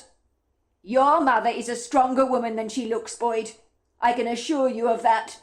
Don't underestimate her resilience. I'm sure she will pull through this. We all will, because we don't have a choice in the matter, do we? We have to move on with our lives, don't we? There are others like your mother, like ourselves, that have also lost babies and young children. And yet they pick up the pieces of their lives and go on. We need to do the same by following their brave example." "But, Dad, Mum is broken. I don't think she's going to get over this easily. And why did this have to happen over Christmas? It couldn't have been worse timing, could it? I mean, in our house, Christmas will never, ever be the same again. We'll always be reminded of our terrible loss. I mean, have we got anything to celebrate anymore? Chloe's already taken all the Christmas decorations down in the house. She's even put the tree in the attic. She says we can't possibly celebrate Christmas this year, with Daisy dead. She said it would be a tasteless thing to do. And, Dad, she's right. She doesn't even think we can celebrate the season of good cheer ever again. There's nothing to celebrate, Dad, now that Daisy's gone. Chloe believes the indelible scars of this time of year will never fade for us as a family. It's funny, Dad. Every year at Christmas time, I'd draw up a list of all the things I wanted you and Mum to buy. There were so many things I wanted from the two of you. Skateboards, surfboards, computer games, sweaters, fancy trainers. But now I look on all those obsolete, superfluous things as meaningless, truly meaningless, Dad. I'd give them all up, all those gifts, to have Daisy here with me in a heartbeat. I'd throw my dirt bike into a landfill site, never to see the light of day again, to have her here with us. I know, son, we'd all do exactly the same. Christmas is a challenging time of year for many. Now we have very reluctantly joined that rather exclusive beleaguered club. We are not alone, you know. There are many people just like us that hate Christmas because they lost someone they loved at this consequential time of year. Then, of course, you hear of people who spend Christmas all on their own. They're incredibly lonely. Others who have to work on the days, like doctors and nurses, firemen, people like that. So for many, it's not necessarily a happy time of year. And for us, it has certainly lost its golden halo, and will probably never be quite the same again. But I'm sure little Daisy, wherever she is, would not want us to be miserable at this time of year, and she'd want us to celebrate Christmas again. I'm sure of it. Boyd nodded his head in agreement. Well, one thing is for sure. This time of the year has been permanently scarred by her loss. You know, Dad, when Mum first fell pregnant, it came as such a shock to me. But when I held Daisy in my arms for the very first time, and realised that this was my baby sister, I don't think I've ever felt so happy in my entire life. You know what I was thinking, Dad, at the time? No, what were you thinking? I was thinking, Dad, that now little Daisy was in our lives, this would be the very best Christmas ever to celebrate. And now this has to happen, said Boyd, tears spilling down his cheeks. Why did this have to happen, Dad? Athol once again tried to console his son by patting his back. It's tough for us, son, really it is. But one way or another we'll get through this as a family. I know we will." Athol knew his son was right. Certainly, without Daisy in their lives, a light had gone out on their Christmas tree that could never be relighted again, for the fuse had been blown, and there wasn't a skilled electrician on the planet that could resolve this problem for them except God himself. A dark cloud had appeared in the sky. The season of goodwill, a season of hope for so many, had now lost its alluring gilded gloss. While Athol believed his family could ultimately pull through their grief, he'd never seen his broken-hearted wife look this fragile. He was grievously concerned about her long-term well-being. Daisy's loss had hit them all hard, but his wife had taken her death particularly badly. She was inconsolable with grief, and Athol had felt helpless in being able to help her, for there were no words or kindly gestures that could bring a smile to her face. He loved the bones of his wife Paulette. She was his best friend in the entire world. How he wished he could wave a magic wand to make all this grief go away, but he could not do that. Athol knew he would fight for the well-being and sanity of his entire family, so that they could survive their tumultuous ordeal. There was a colleague at work he knew very well, who had tragically lost a child in a drowning accident. That man had never been the same again. He used to be the life and soul of the party, well, at the office, that is, but he had faded into obscurity, and these days he never even managed to smile. Athol certainly did not want it to be like that for his family. His first thought was for his family to leave their once happy-go-lucky lives in the green leafy Atlanta suburb. A new start is what the family really needed. He knew Paulette loved the Georgia countryside. When they'd taken a weekend break in the countryside, she always looked at Athol longingly and said, "Oh, I so wish we could live out here, Athol. If we lived here and woke up every morning to spectacular views like this, I guess I would think I'd died and gone to heaven." Athol had just said, "Maybe one day, love, but you know, living out here is not practical with my full-time job in the city. It would be a hefty commute for me, and I haven't got the stamina to manage that. My father used to commute for many years, you know, and it drained the life out of him, it did." Athol realized that in a strange, incongruous way, some good had actually come out of Daisy's fortuitous passing, if that was to be believed. They say when a flower dies, it leaves behind a legacy, usually in the form of seeds, so that new flowers can grow in the place of the old ones that were there before. Athol realized two things. One was that life is far too short. Daisy's sudden death had shown him that, and made him learn the formidably cruel lesson, furiously fast and hard. The second thing he realized was that you needed to grab life with both of your hands to follow your dreams. And if you don't, they might pass you by, like a balloon on the wind, and maybe someone else will grab that balloon instead of you, because they would likely not be foolish enough to let it pass them by. Even as he sat there, on the stone-cold pew in the chapel at the funeral, with the hard wood of the unyielding bench digging uncomfortably into the back of his legs, it was like a light had switched on in his mind so clearly. He knew he needed to fight for his wife, who was crumbling before him like a dilapidated old building falling apart.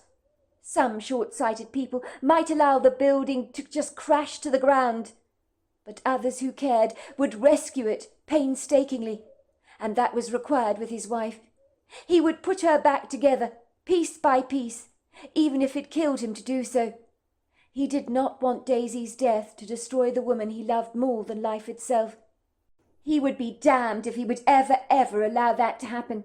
His family needed to heal, and here in this chapel he had never felt more alone, more forsaken, even though he was swaddled on every side generously by the support of friends and family.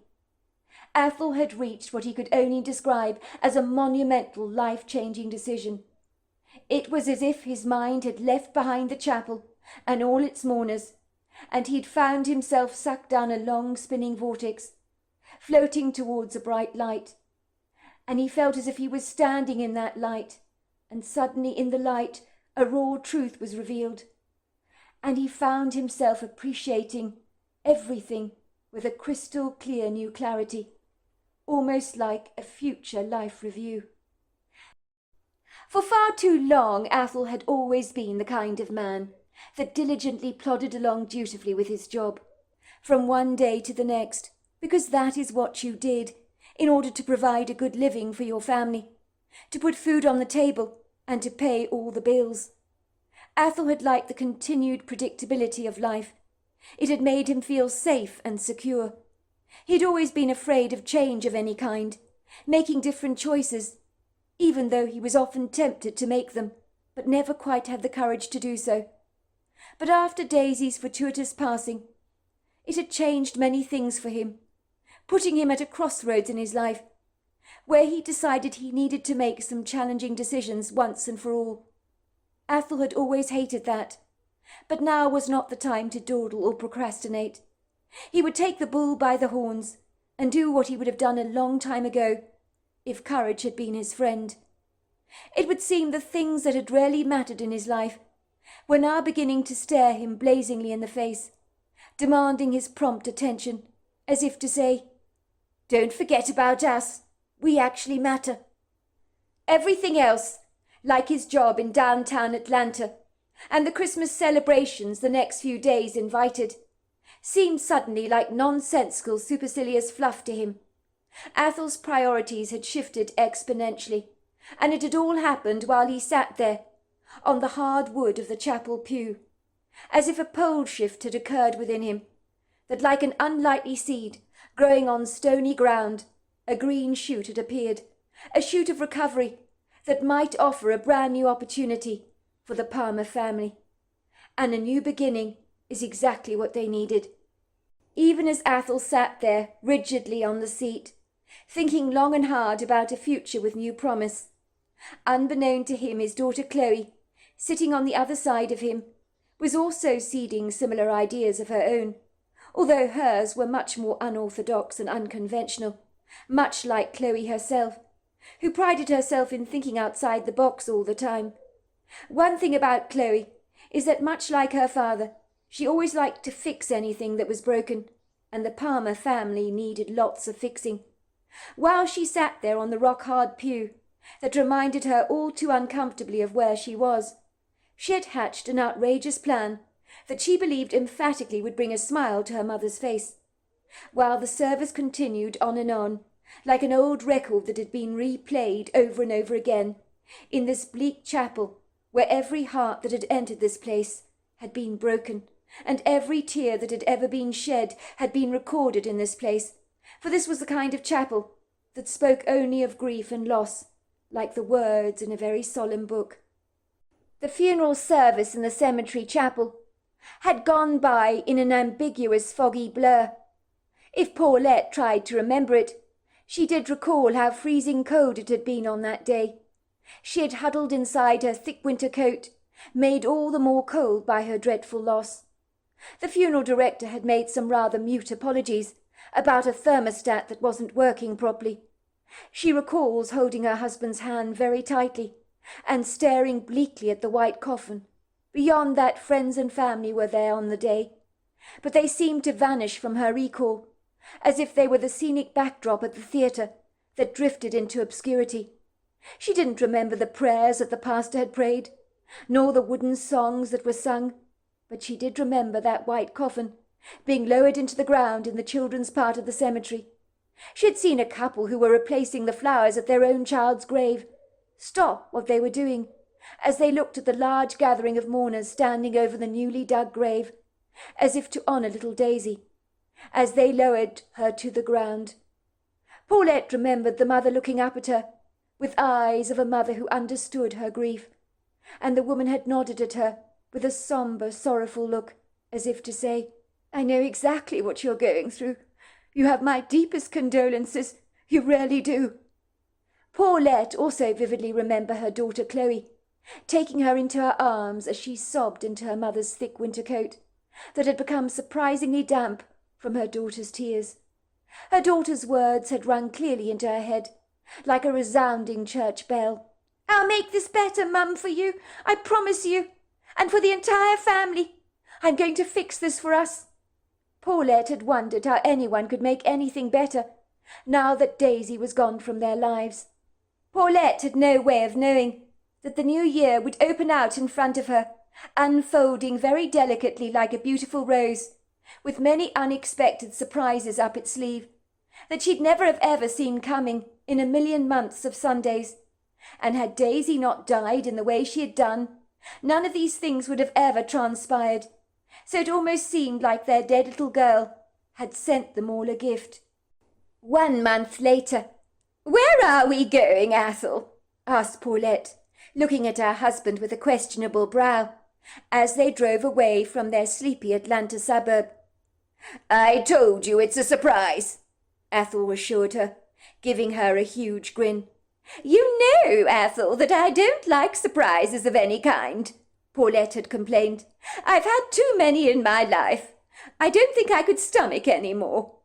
"But you will like this one," Athol had promised her.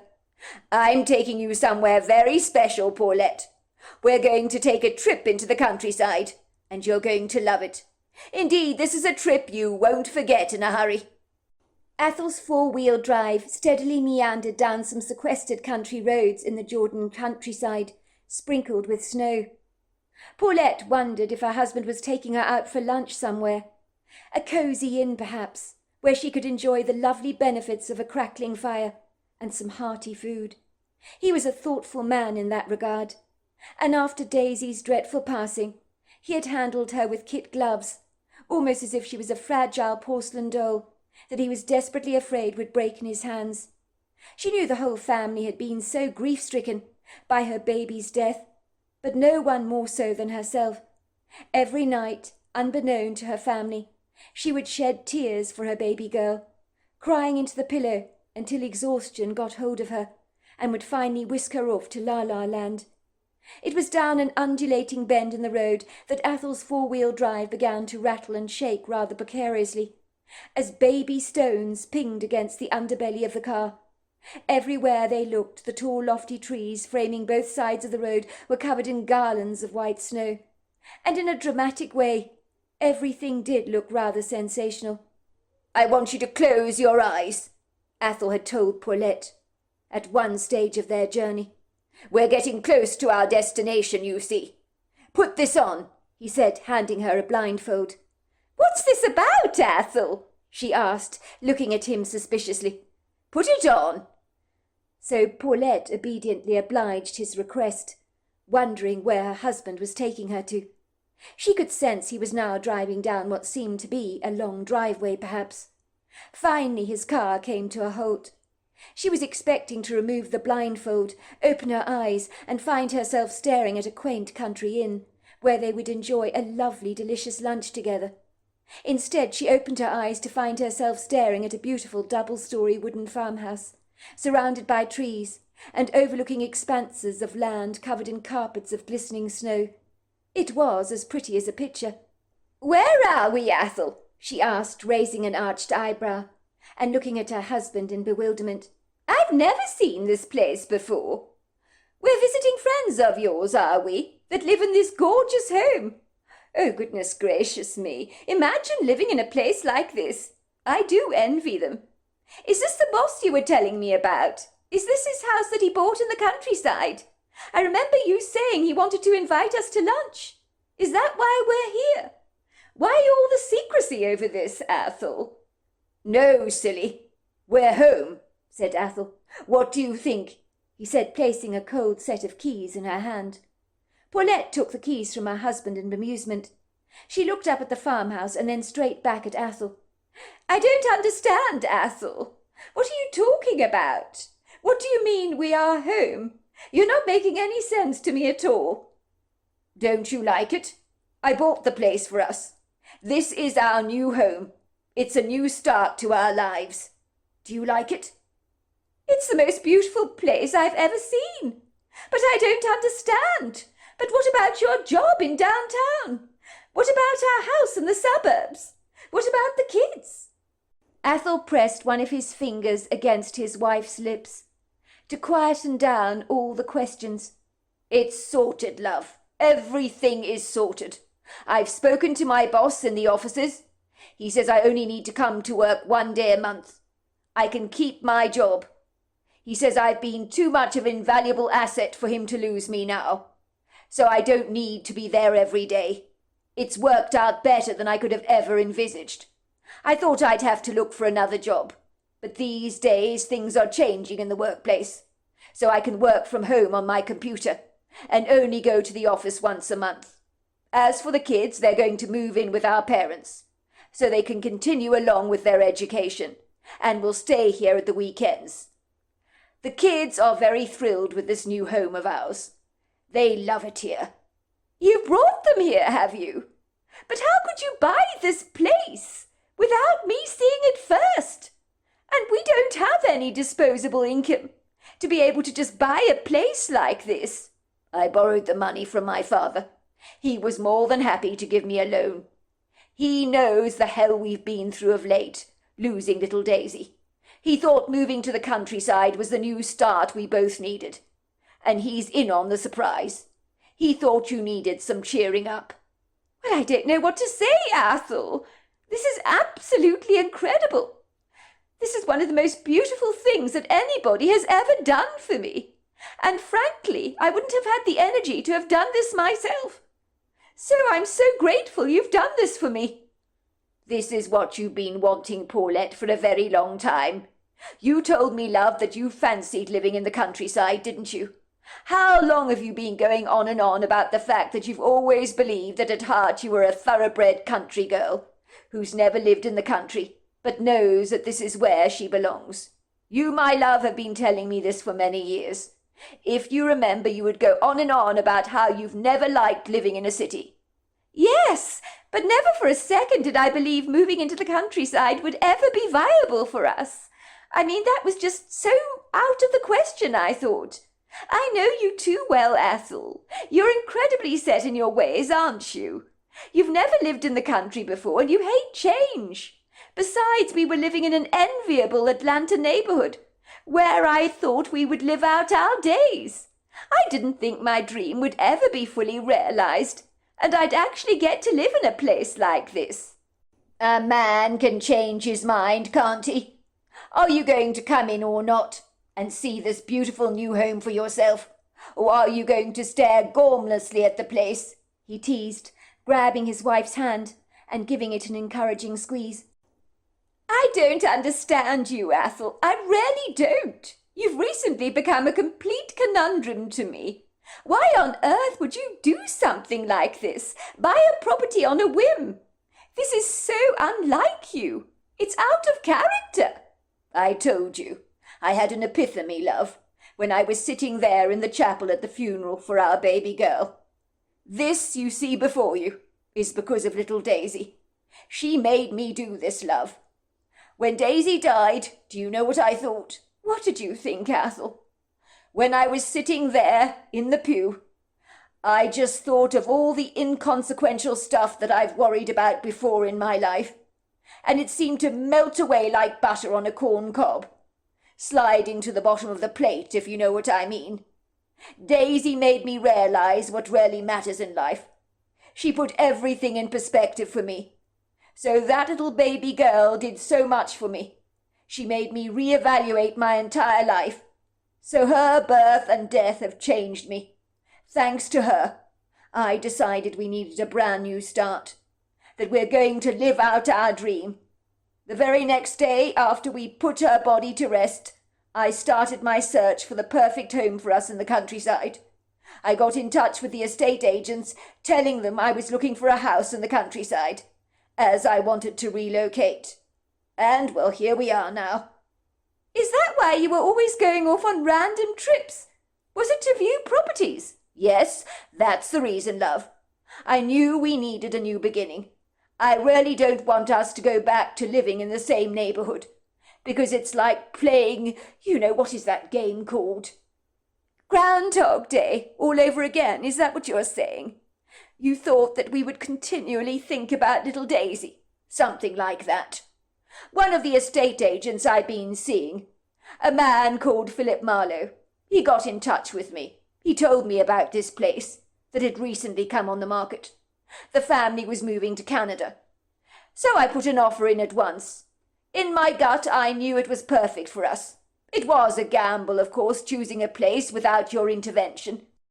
Well, I have to admit, I took your mother around the property. You know what your mother's like. She's got excellent, impeccable taste. I knew if she liked the place, so would you, because the two of you are like two birds of a feather. So when she said this place was absolutely idyllic, and she could imagine you loving it, well, I didn't hesitate to put an offer in straight away.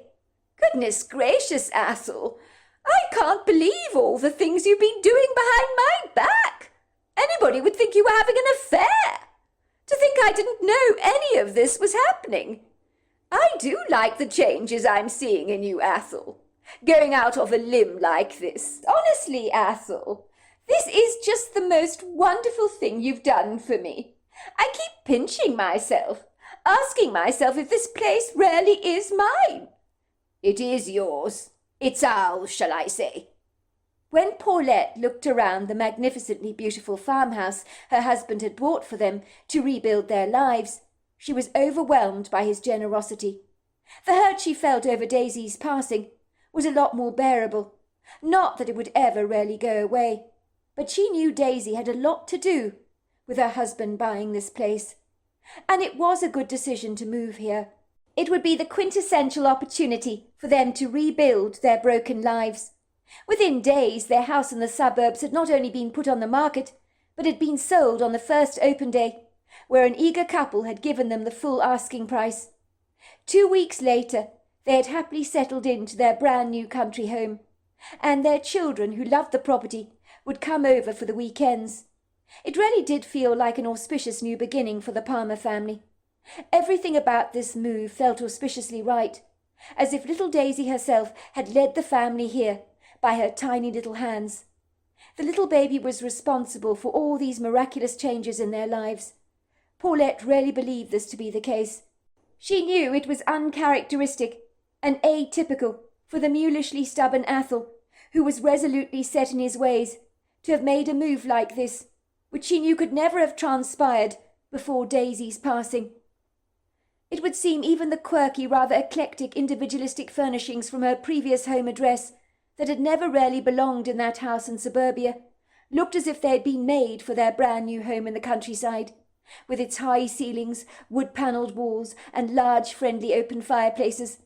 The previous owners had very generously left behind all the original high-quality curtains in the rooms, which clearly had not come cheap, along with some furniture that had been especially handcrafted for the property, and would have been cumbersome to move to a new address in Canada. The central staircase with its wrought iron balustrades was a focal point to the stunning, sumptuously stylish home. On the upper floor there was the most beautiful nursery, with yellow and white wallpaper and pictures of ducks, as the previous owners had recently had a baby girl. Paulette had promptly locked the nursery the moment she had seen it, deciding that as long as she lived in this house, which she hoped would be forever, she would never ever go into that room, for it hurtfully reminded her of all she'd lost. She had been very grateful that Chloe had thoughtfully disposed of all the baby stuff she had purchased, the cots and the little baby things that she'd never ever get to use, because if she saw any of those things again, it would bring her grievous despair back like a huge tsunami wave. Paulette was sitting in the living room staring up from the magazine at the stone fireplace, where she watched the feisty flames happily frolicking over the wood. She loved real open fires like this, and this fireplace was the focal point of the room, with its large marble mantel. The family's black Labrador poodle mix, Otis, seemed to agree on this. He was lying with his paws splayed luxuriantly over the thick woolen rug. His head rested over Paulette's feet. He liked to be close to the fire, fully appreciating the warmth it provided in the sumptuously cosy wooden-panelled room.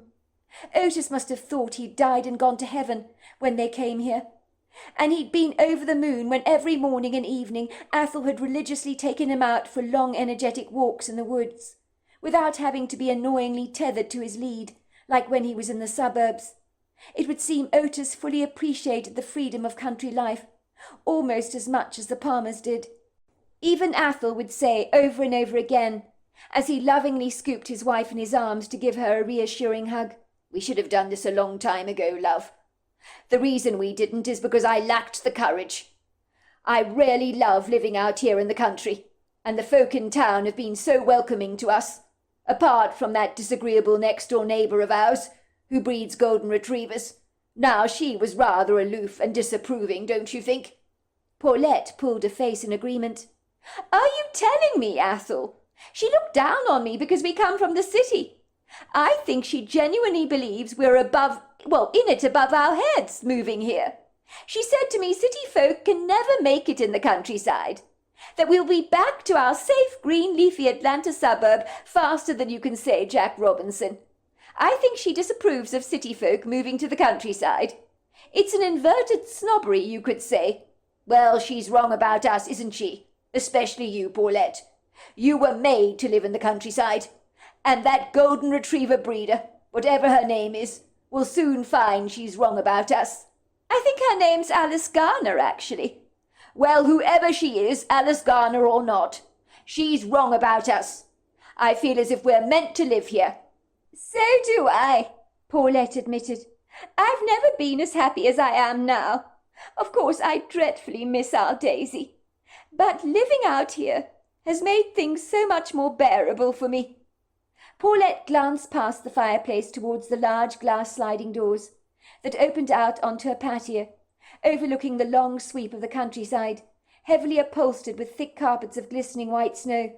She couldn't help but think how lucky they were to live in such an idyllic part of the world, and in such a snug and cosy home.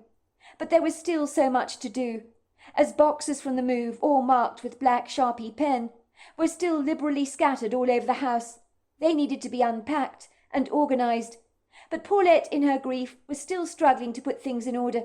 In truth, the house still looked rather like a loading bay in a warehouse.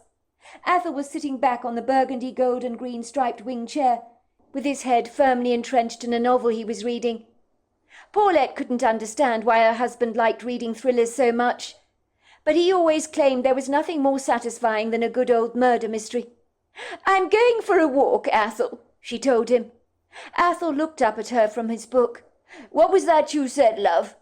"I was saying I'm going out for a walk. I think Otis would really appreciate one, don't you? And I really could do with some fresh air. It's a long time since I've been outside. It might actually inspire me to come back and unpack some of those boxes that desperately need to be unloaded. I've been putting it off for far too long." At the word walk, Otis looked up and let out a happy woof, his tail thumping vigorously hard against the woolen rug. Athol looked up at his wife beneath a raised, somewhat sceptical brow.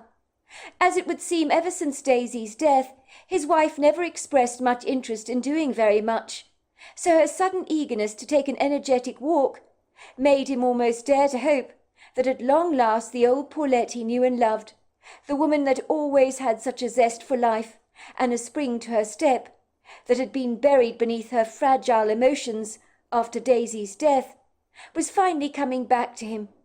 "I knew coming here was a good idea," he told himself privately. "A walk? You want to go for a walk?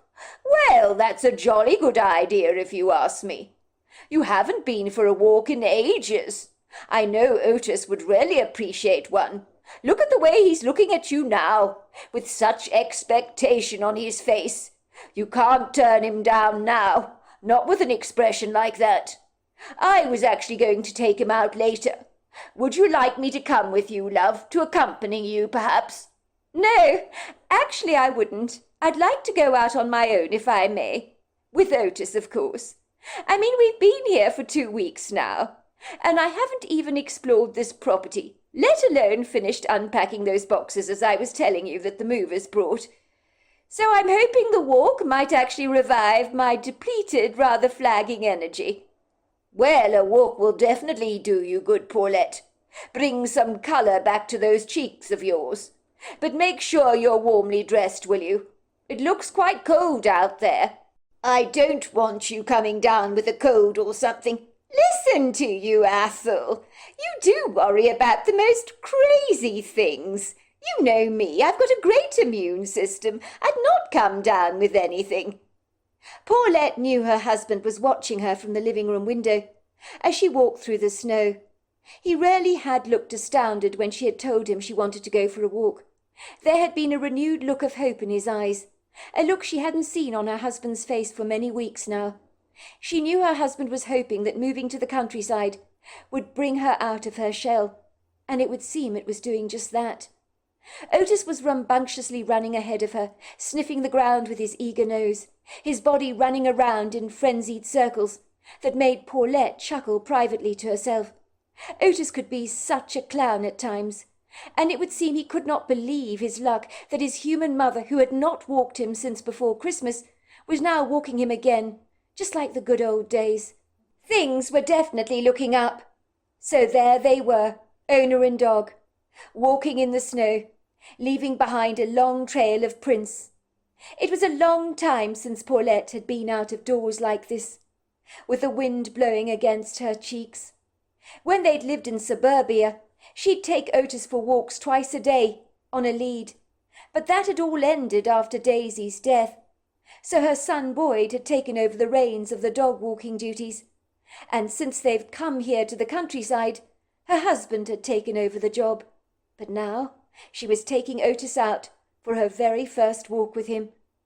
Paulette had become like a hermit after Daisy died. She had simply refused to leave her home. She had slowly sunk into a deep depression, as she had been inconsolable with her grief, and none of the antidepressant medications the doctors had begged her to take appeared to have worked in the slightest. She wasn't even sure they helped to soften the sharp edges of her grief. Sometimes it had been close to impossible to actually manage to find the energy in order to drag herself out of bed on a morning, made so much worse by the insufferable cold weather that winter invited, and in her grief the blasts of icy cold air around the house seemed worse this year than they ever had before. Life had become so tortuously hard, and there had been scant moments that she had clandestinely wished with all her heart that when God had taken little Daisy away up to the pearly gates in heaven, that she had been taken along as well. It had been in those morbidly dark, bleak and lonely moments, when a darkness seemed to have descended over her like an ominous thundercloud that would not abate. It had been so oppressive, sucking out all her joy, all her hope, like a straw sucking up the rich goodness of a delicious creamy milkshake, leaving behind only an empty glass. Likewise, Paulette had felt the same kind of vacuous, hollow emptiness that many describe as hopelessness and despair. It's when you reach that rock-bottom place where there is nowhere else to fall. Paulette had wondered, during these bloodlessly dispiriting and repressive intervals, where her melancholia had been fully entertained, what the point was to anything any more. Why had God chosen to take one of the most precious things from her? He had given her a much-treasured, beautiful baby girl as a gift, and then just simply taken her away. It had seemed so senseless, so incomprehensible, so futile and unavailing. At one point she'd actually been somewhat religious, but not any more. She now hated God for his acrimonious ruthlessness towards her. What loving father would inflict such pain on his own daughter, if he really loved her, that is? Did God not say that none of his children would have to face more than they could bear? Well, losing Daisy had been more than she could bear, and yet she'd been put through this despondency, for reasons she would never be able to comprehend or understand. Some may say her faith had been fully tested, and there were times, like so many who've been in her situation, that she was angry at God. Somehow coming to this magnificent, prepossessing house in the countryside had changed the dark, sombre moodiness that had consumed her life, like a cantankerous, unquenchable wildfire that you simply cannot put out. Paulette's wholehearted eagerness to explore the woods had taken even her by surprise. When she got up this morning, it had been easier to get out of bed for some reason, and her appetite seemed to have returned. It had been lost since Christmas. Now here she was, walking with her dog for the first time in ages. It felt fabulously good to be out in nature again, breathing the cold, crisp air. Could she dare to admit that things were getting a little better, a little easier, and the dense, thick, repressive, soul-crushing shadow over her life was slowly retreating, allowing a little sunshine to trickle through. Of course, she knew her life would never ever be the same again. How could it be? But on this unassuming demure winter's morning, when everything was so timidly quiet, so self-effacing, it just felt brighter. It felt lighter and different. For the first time in a long time, Paulette realized she was actually smiling. That wretchedly hilarious buffoon of a dog was giving her a good old chuckle, as he ran around and around in circles. "I'm happier than I've been for a long time," she thought. "I never knew I would smile again." But she knew there was a smile planted on her lips that she could not wipe away. If Athol were to see her now, he would be amazed, for she could not remember the last time she'd actually smiled. Occasionally she'd pick up a stick and throw it ahead of the path, and Otis would run after it and bring it back to her obediently, dropping it at her feet, so that she would throw it out for him again. And his quirky harlequin-like behaviour and ebullient spirit brought her much cheer. It was bitterly cold out of doors, but Paulette was wisely dressed, with many warm layers to insulate her rather scrawny body. There was a thick scarf around her neck, and she was wearing a thick woolly hat over her shoulder-length honey-blonde hair. As Paulette breathed out, she would catch sight of her steamy breath, which affirmed just how cold it was. Paulette, with her dog now leading the way, was energetically sashaying through the trees, with branches cloaked in thick layers of snow. Their leaves from the previous fall were all but a fleeting memory. There were evergreen trees in the grove that clung on to their needles proudly, but they had not escaped the dense layer of thick snow that had enshrouded everything in crystals of ice, so that everything had been indiscriminately buried by the snow. Paulette did not know how long she and Otis were walking for, but it felt like a considerable time. She certainly felt invigorated and fresh from the exerting exercise, and her body had significantly warmed up, although she realized her lack of exercise over recent months had made her rather unfit, so tackling any hilly inclines in the woodgrove was a challenging task. At one point along their trail through the trees, Otis began to behave rather peculiarly. He was sticking to Paulette's side like superglue, no longer running ahead of her. His clown-like demeanour had shifted. He was looking through the trees rather apprehensively. Otis had never been one of those dogs that barked incessantly, but his idiosyncratic behaviour made Paulette sense that he had seen or perhaps even smelt something that had unsettled him. The adventurous dog seemed to have lost interest in chasing the stick she threw for him to catch. His dark eyes were fixed on the trees, his tail no longer wagging. He was dipping it between his legs. His hair was standing on end, while his ears were pinned right back. There was no doubt in Paulette's mind. He had seen something, but what? She couldn't imagine. Paulette had not lived in the country for long enough to really know what animals hibernated during the winter months, and what did not. Would a wolf be running around in the grove, she wondered, in the middle of the winter? She was sure wolves did not hibernate. Athol had told her there was a rather rare population of endangered red wolves living in the southeastern part of the state. Could her dog have seen something like that? When Paulette had got Otis from the shelter and brought him home with her, it was because he'd been cowering in the back of the cage. Paulette had felt desperately sorry for the frightened dog. She had been absolutely determined to bring him back home. The woman at the dog shelter said that the previous owner had kept him in a cage with 2 bulbuls, and they had doggedly bullied him. When Paulette had brought the once flea-ridden, frightened dog home with her, who was very emaciated, it had been quite the challenge to help Otis overcome his fear of other dogs, and of humans, of course, of whom he had very little trust. But slowly and surely the dog abandoned his fears. He became a happy, well-rounded member of the Palmer family. There were still times, of course, when he was a little nervous around other dogs. Paulette had not seen Otis distribute such anxiety for a long time. Had he seen something through the trees that he was uncertain of, which was why he was clinging to Paulette's side so anxiously, as if he wanted to get the hell out of the woodgrove? He began to whine, something he had never done, hadn't done for a long time, except after meeting a giant dog once at the park, that he thought was going to tear him apart, limb from limb. Paulette stood still for a moment, her eyes scanning the trees. She may not have had Otis's refined sense of smell, or his sharp and sophisticated, finely tuned sensory perception, but she also sensed that something was very much amiss. Then she saw him, and her heart began to race in her chest as fear chugged through her bloodstream with the efficiency of a high-speeding freight train. And yet, despite the urgency to flee that had overridden all other thoughts, for a moment her boots seemed to be anchored to the snow. She seemed unable to move, as if some invisible supernatural force was simply holding her down. There he was, larger than life, standing several feet away from her, with feet straddled wide apart, looking directly at her through very dark eyes. It was a male Bigfoot. He was enormous. He was standing in between two trees, and the dark contours of his Herculean-sized silhouette were very prominent against the contrasting crisp white snow. Paulette was not certain what size he was, for she didn't want to stare for too long. She had seen enough.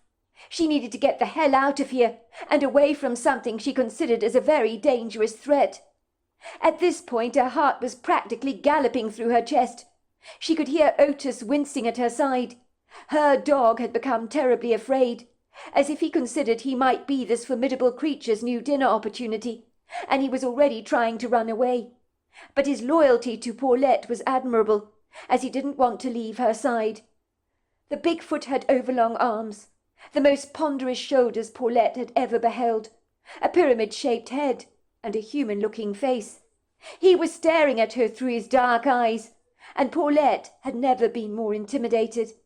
It was like the creature was looking through her, like a translucent pane of glass, as if he could perceive her every thought. It was an unsettling experience which made Paulette feel incredibly vulnerable. Paulette immediately turned around, moving in the direction of her home. She scrambled clumsily through the trees, moving as fast as she possibly could, without actually attempting to run. But even walking briskly across the snow-covered ground, when your heart is booming violently in your chest and your shortened breath becomes raspy, was very taxing indeed for her. She had been told by her father to never run from a wild creature, for it might give you chase. But this imposing thing was so very large. Every part of her was screaming inside her, telling her to do just that. And so, against all her father's well-meaning, solicitous advice, she ran, listening only to the little voice deep down in her gut. But she dare not disobey. All of a sudden she heard the Bigfoot yell something after her. It sounded like words in a foreign language that she did not understand. "Hamaki! Halinawa!" She ignored the Bigfoot's cries, stepping up her pace. She heard a thunderous footfall behind her. The ground shook precariously as the Bigfoot pursued her, shouting something at her again. "Magaba! Bonabani!"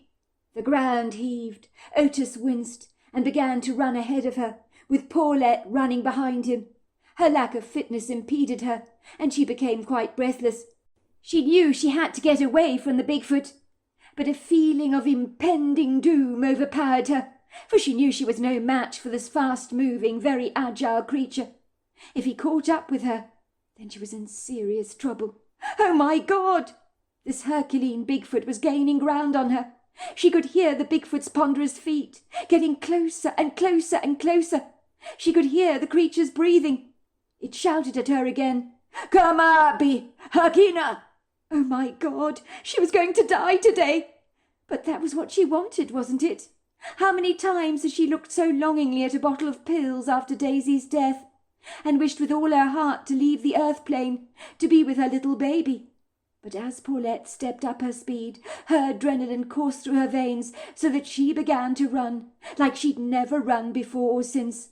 Despite everything she'd been through, she did not want to die. It was true, of course. Life was hard enough. But no, she didn't want to leave this planet. Not yet, anyway. She had wished herself dead, and now her wishes seemed to be coming into fruition. She screamed when she felt the Bigfoot's hand tapping her back. She turned around to meet dark brown eyes, looking directly at her, in earnest, as he handed back her scarf that she must have dropped. She took the scarf from the Bigfoot, looking rather bewildered. Her screaming had stopped at once. The tall, lofty creature walked away nonchalantly, glancing briefly over his shoulders at her and giving her a very polite nod. The Bigfoot had only ever wanted to give her her scarf back. She must have dropped it on the ground during her walk. She had thought he wanted to attack her when he had been doing something kind for her.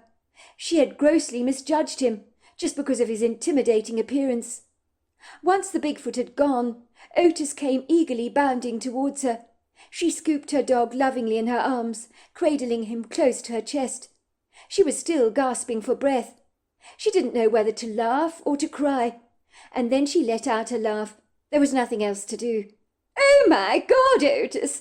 I don't know how to react to that. I thought it wanted to kill me, to kill us. But that Bigfoot wanted to just give me back my scarf. And clearly he didn't think you were dinner material either, Otis. The Bigfoot wasn't remotely tempted to eat you. You're not nearly tender enough, I'm afraid." Otis let out a woof. He no longer seemed threatened by their unorthodox encounter. "What?" said Athol, when she raced to her husband, throwing herself into his arms. "It was chasing me, Athol. I thought I was going to die. I really did. I've never been so scared in all my life." "What was chasing you, love?" "A Bigfoot was chasing me," said Paulette. Her husband threw back his head and laughed out loud. "You're very good, Paulette. That walk has done you the world of good. I'm very glad you took the initiative to go out on your own. I think it was a jolly good idea. And I have to say you almost had me going there. Your sense of humour is coming back, but you're going to have to try a little harder than that, I'm afraid, to pull my leg. I'm not that gullible, although I would say you're very flushed and pink in the cheeks, a little out of breath." In that moment, Paulette fully realized that her paradoxical, rather bizarre encounter with a male Bigfoot was not something she could easily share with her husband. He'd never believed in such things, so she decided to keep stum. There was no point in trying to convince him otherwise. To be fair, if the boot were on the other foot and her husband were to tell her he'd seen a Bigfoot in the woodgrove, she'd likely think he must have been mistaken. But Paulette was in no doubt about what she'd seen. The more she thought about the idiosyncratic event, the more confounded she was. She had believed the Bigfoot had meant to harm her, but close up, as his eyes had met hers, when he'd handed her back her scarf, she could not deny that he had the kindest eyes she'd ever seen. After that, the Bigfoot had simply walked away, swinging his arms backwards and forwards, moving through the woods. Even Otis had lost his fear of the Bigfoot. His tail had resumed its wagging. He had obviously realized it meant them no harm. Paulette wondered if she'd ever see the Bigfoot again, as now her fear had been replaced by intrigue. "I probably won't," she thought to herself. Elusive encounters like this were obviously rare, but she sneakily suspected that many people who encountered such things likely never spoke of their experiences, for fear of being ridiculed. That would make perfect sense to her. Paulette loved the bones of her husband, of course she did, but there was no way she was going to tell him she'd seen a Bigfoot. It was a month later, on Paulette's birthday, when the family were gathered around the table for a celebratory lunch, that Athol had insisted on cooking himself. Athol was one of those men who had a natural flair for cooking. Paulette marvelled how he could seamlessly throw things together when there seemed to be nothing in the refrigerator, and make something that she believed would have impressed a master chef. Paulette's children had insisted that she and Otis remain in the living room, while all three of them prepared for her a special luncheon. Chloe led her mother into the dining room. She gasped in awe, for the table looked spectacularly beautiful. Chloe had stunningly arranged a bouquet of flowers for the centre of the table. She'd also put out their best dinner service and silver cutlery. A candelabra boasting over 8 candles had been lit, and her husband now was eagerly opening a bottle of some of the finest French champagne that you could buy, and pouring it out into glasses. "I don't know what to say. You've done all this for me. The table looked absolutely gorgeous." "It's our way of showing you, Mum, just how special you are to us, how much we love you," said Chloe. Tears gathered in Paulette's eyes as she looked lovingly from her children to her husband. "What did I ever do to deserve all of you? I must have done something right in my previous life. If there is such a thing, of course. The meal had been absolutely amazing. Paulette's husband had made his superb, world-famous cream of tomato soup that was served with crusty, homemade cheese bread. The second course had been steak, served in a peppercorn sauce, with Hasselback potatoes and mixed vegetables. And for dessert her husband had fastidiously prepared a key lime cheesecake and a banana pudding. Paulette had noticed that throughout the lunch that her daughter Chloe had a very self-satisfied, smug expression on her face. "What is up, Chloe?" she chuckled. "You look so terribly pleased with yourself. Rather like the cat that's got the cream. Are you going to tell us what's going on?" "Because, Mum, I've got you the best present in the entire world. You're going to simply love it." "Why does that sound so ominous, Chloe?" said Paulette, looking at her daughter scathingly, as her daughter handed her a box, which she took from Chloe rather reluctantly. "Remember, Mum, when we were at Daisy's funeral? I said I'd make things so much better for you. I think this present will help in that regard." "I want to see this," said Boyd. "When we were back in the kitchen, Chloe couldn't stop going on about her present to you. I hope it won't make our gifts to you look rather pitiful. I'm afraid mine is not very imaginative."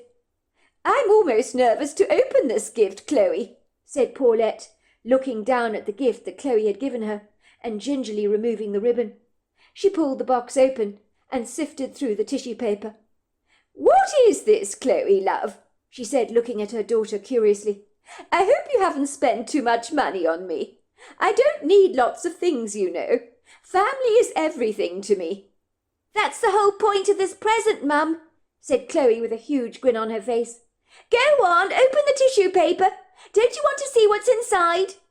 Everyone gasped as Paulette removed a baby onesie from the tissue paper, followed by a pair of booties and a little woolly cap. They were the most beautiful baby clothes she'd ever seen, but a gift like this was a reminder of her dreadful loss. "Aren't they so cute, Mum? Don't you just love them? I mean, have you ever? There is such a lovely baby boutique in town. They've got the most gorgeous baby clothes you've ever seen in your whole life. I just couldn't resist." Athol looked furious with his daughter, as tears gathered in his wife's eyes, as she stared incredulously at the baby clothes that her daughter had bought for her, unable to comprehend why Chloe had bought her such an inappropriate present. Surely she knew that it must remind her of Daisy, and that only brought her more pain. Maybe her daughter believed such a gift would inspire her to get pregnant again, at her late time in life. Chance would be a fine thing, she thought. "What the hell is wrong with you, Chloe?" came Athol's cursory remarks. "You know Daisy's passing has devastated your mother. It's devastated us all. And now here you are, rubbing salt into the wound by buying baby clothes that have no practical use whatsoever. Why would you set out to hurt your mother like this? Hasn't she been through enough grief already, without you making it 1,000 times worse for her? What the hell were you thinking, love?" Chloe seemed unfazed by her father's reprimands. "You don't get it, Dad," said Chloe, grinning. "The whole point of this is for Mum to overcome her grief. Don't you see?" "I don't get it, do I, Chloe?" said Athol. "What's wrong with you, love? Can't you see how upset your mother is? Your giving her baby clothes is reminding her of her loss. If you remember, you removed all the baby things from our house in the suburbs for your mother to forget all about this. And now you do this nonsensical thing. What the hell were you thinking? It's a tactless, ungracious and insensitive thing to do." "I'm pregnant," said Chloe. "I got pregnant for Mum, so she can have my baby. I can have my own babies one day when I get married. I'm doing this for Mum. It's my gift to her. I told you I would make it all better for you, Mum. I knew if I had a baby for you, I could fix the hurt over Daisy's loss. Make it go away. People do it all the time, don't they? You get surrogate mothers who have babies for people who can't conceive themselves. I figured what with Mum being so old, she probably doesn't have any good eggs left. So I thought I'd fix the problem for her. Give her a baby instead. It's no biggie for me to get pregnant. It happened faster than I thought it would, actually. I must have some seriously good eggs." "You what?" said Athol, as Paulette and Boyd stared at Chloe, as if she'd lost complete leave of her senses. "I told you I got pregnant for Mum, so she can have her own baby to keep, so she won't be sad about Daisy's death any longer. I told you it's no biggie for me. I mean, I can still study and be pregnant at the same time, can't I?" "Who the hell is the father, Chloe?" asked Athol, his face going thunderously red. "I don't know. I saw someone quite handsome at the nightclub. He seemed really nice. I thought he'd make the perfect father for Mum's baby. He need never know about this as far as I'm concerned. He's just a sperm donor, that's all he is. When the baby's born, I'm giving him straight to you, Mum. He or she will be a sibling to me and Boyd, and a daughter or son to you and Dad. What do you think, Mum?" "How many weeks pregnant are you, Chloe?" came Athol's booming voice. "I'm 8 weeks pregnant. I can't believe it. I'm so excited. Oh, my word. This is exactly what I wanted to do for you and Mum. Dad, why are you looking at me like that?" "What's wrong with you, sis?" said Boyd, finding his voice. "I can't believe you did something like this. You don't even know if this is what Mum and Dad actually want. You just went ahead and did this impulsive thing without applying any common sense to your reasoning. It's so typical of you, Chloe, to act out so impulsively on a whim like this. Don't you get it? Daisy cannot be replaced. Your having another baby is not going to make anything better. It's not going to bring Daisy back, is it? This baby you are carrying is not her." Tears spilled down Chloe's cheeks. "I thought I was doing something beautiful for you, Mum. The idea came to me when I was sitting in the cemetery chapel. I had an epiphany like Dad did about moving to the countryside. I had one about having a baby for you and you, Dad, and you, Mum. I thought it would make you both so happy." Paulette had not said anything for a long while, as she tried to absorb the gravity of what Chloe was saying. She stared at her daughter. "What you have done, Chloe, is a very lovely thing to do. But you should have asked me first, love. You've been very sacrificial, but no mother would expect their daughter to have a baby for them. Of course, I was devastated when Daisy died, but I do have 2 beautiful children already. I don't need another baby, even though what you did was insanely kind." "But, Mum, I got pregnant especially for you," said Chloe insistently. "This baby inside me is a gift. I planned it all. I thought you'd be absolutely thrilled." "Well, if that's the case," said Paulette, gathering her daughter lovingly in her arms, "it's a very generous and thoughtful gift, Chloe. But when the baby is born, if you do decide you need to keep her or him, I will be more than happy to be the child's grandmother. That is enough for me, you know. We will take care of the baby for you while you're studying, because you will need to focus on your studies. But we can help you raise her, and that would be an absolute pleasure for us to do. Mum, the baby belongs to you and Dad. That was the point of me having her or him. Don't you get it? I knew your eggs would be pretty redundant by now. That's why I did it for you." "I don't know what to say, love. I just am in awe, really. It's such a kind thing to do, isn't it, Athol?" "I can't be angry with you, Chloe. What you have done is very selfless, but it's the maddest thing I've ever heard. But there is some sanity to the madness. Another little addition to our family should be celebrated, and I think we should toast the baby in your womb." "Oh, I'm so glad you said that, Dad. I knew you'd come around in the end," said Chloe happily. "I think the baby growing inside me will be exactly what this family needs, and I've got a feeling it's going to be a girl." "Maybe you're right, Chloe. Only time will tell," said Athol. "We've got a nursery upstairs we can use for the baby." It would seem, after little Poppy was born, that Chloe indeed had given her mother the most marvellous gift, for she genuinely wanted the baby to become her mother's child. Ostensibly against all the odds, she had no maternal attachment to the child, as if in her mind's eye she had firmly decided that the baby she was carrying was just a sibling to her, and was her mother's child. When Paulette held the baby in her arms for the very first time, she was completely smitten, and the uncanny thing about everything was the baby looked so like Daisy, with its bright blue eyes and dark little crop of hair. How was that even possible? "My God," said Athol, "if I believed in reincarnation, I would say Daisy has been sent right back to us." Chloe had surreptitiously kept all the baby stuff she had pretended to throw out for her mother, and so when little Poppy was born, even the nursery that Paulette had locked up had been prepared for the arrival of little Poppy. And now it was put into good use. It was almost as if Poppy's fortuitous arrival had always been preordained.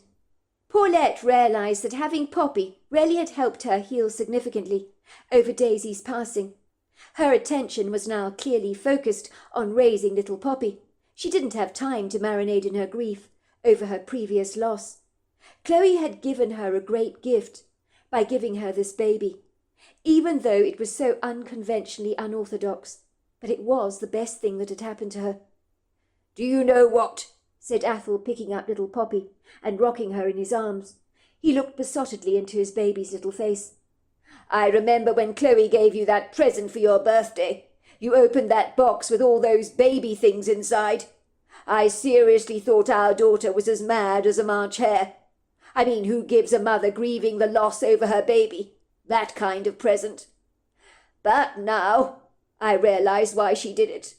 I thought our daughter was completely bonkers at the time, and yet out of all this madness we now have little Poppy, and all of this happened because of little Daisy, and I have never ever been more happy."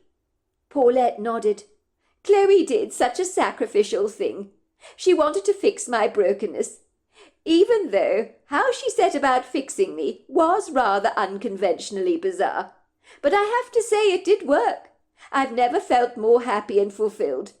Do you know, Athol, when I look at all those holiday brochures of all the places we intended to visit, they seem so meaningless compared to this little bundle of joy in my arms. I look at all my friends' postings online of all the fabulous holiday destinations they've gone to, and I don't feel an ounce of envy, not an ounce." Paulette was really enjoying being a mother in her early 50s.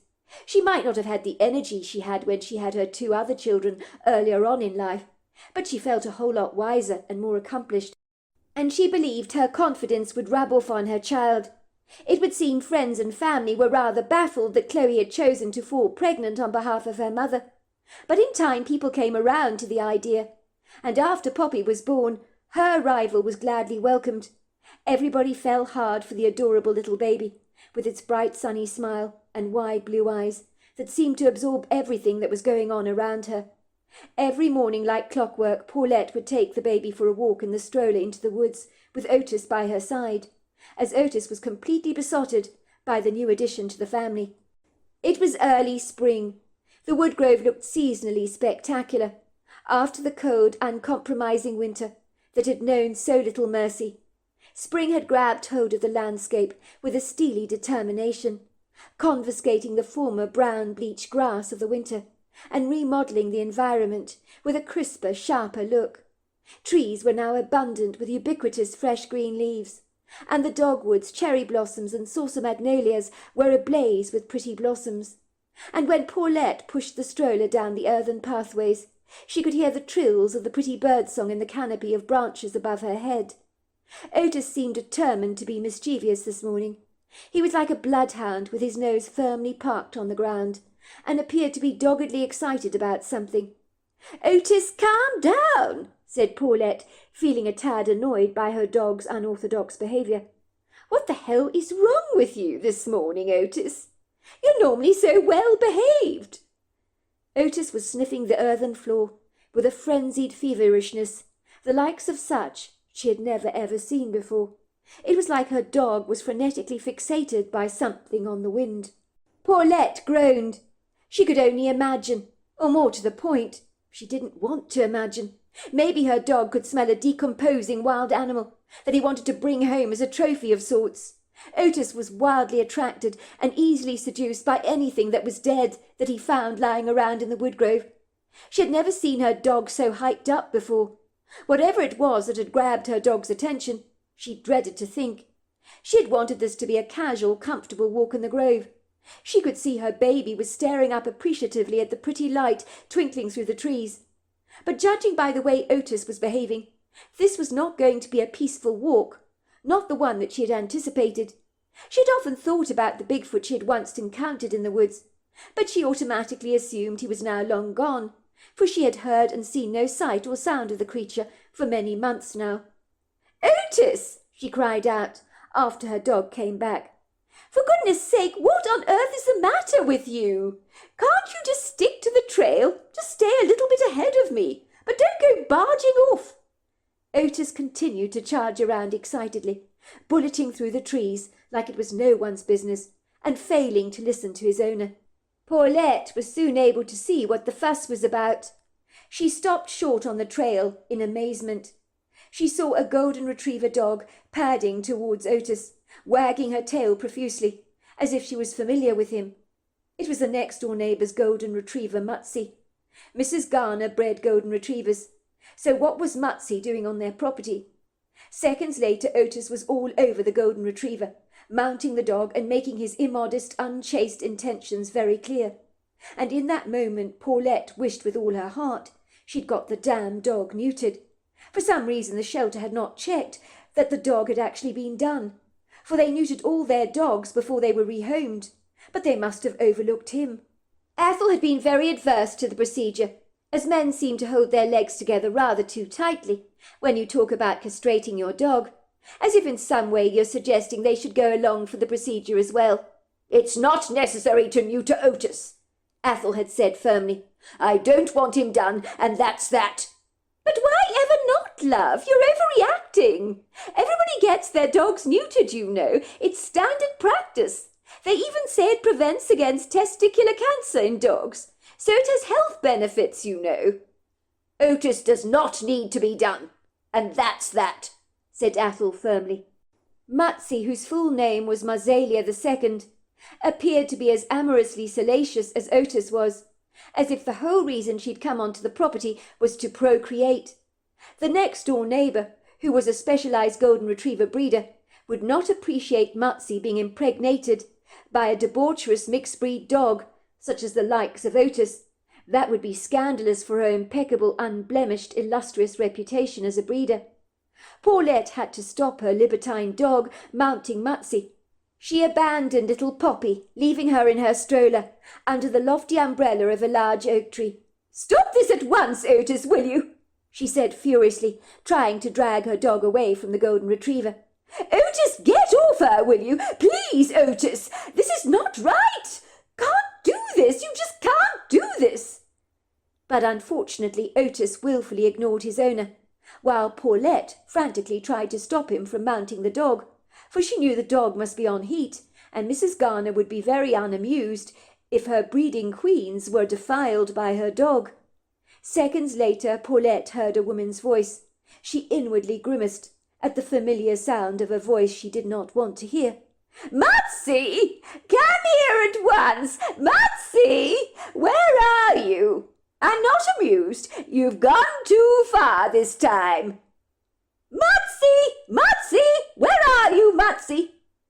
Mutsy, much like Otis, appeared to be wilfully ignoring the haughty woman's demanding voice, who was now trespassing on the Palmer's property with an overbearing presumptuousness. It was Mutsy's formidable owner, a no-nonsense stuck-up woman called Alice Garner, who was probably in her late 60s or early 70s. Paulette could not be sure. When Paulette had met the condescending toffee-nosed woman, she had never particularly liked her.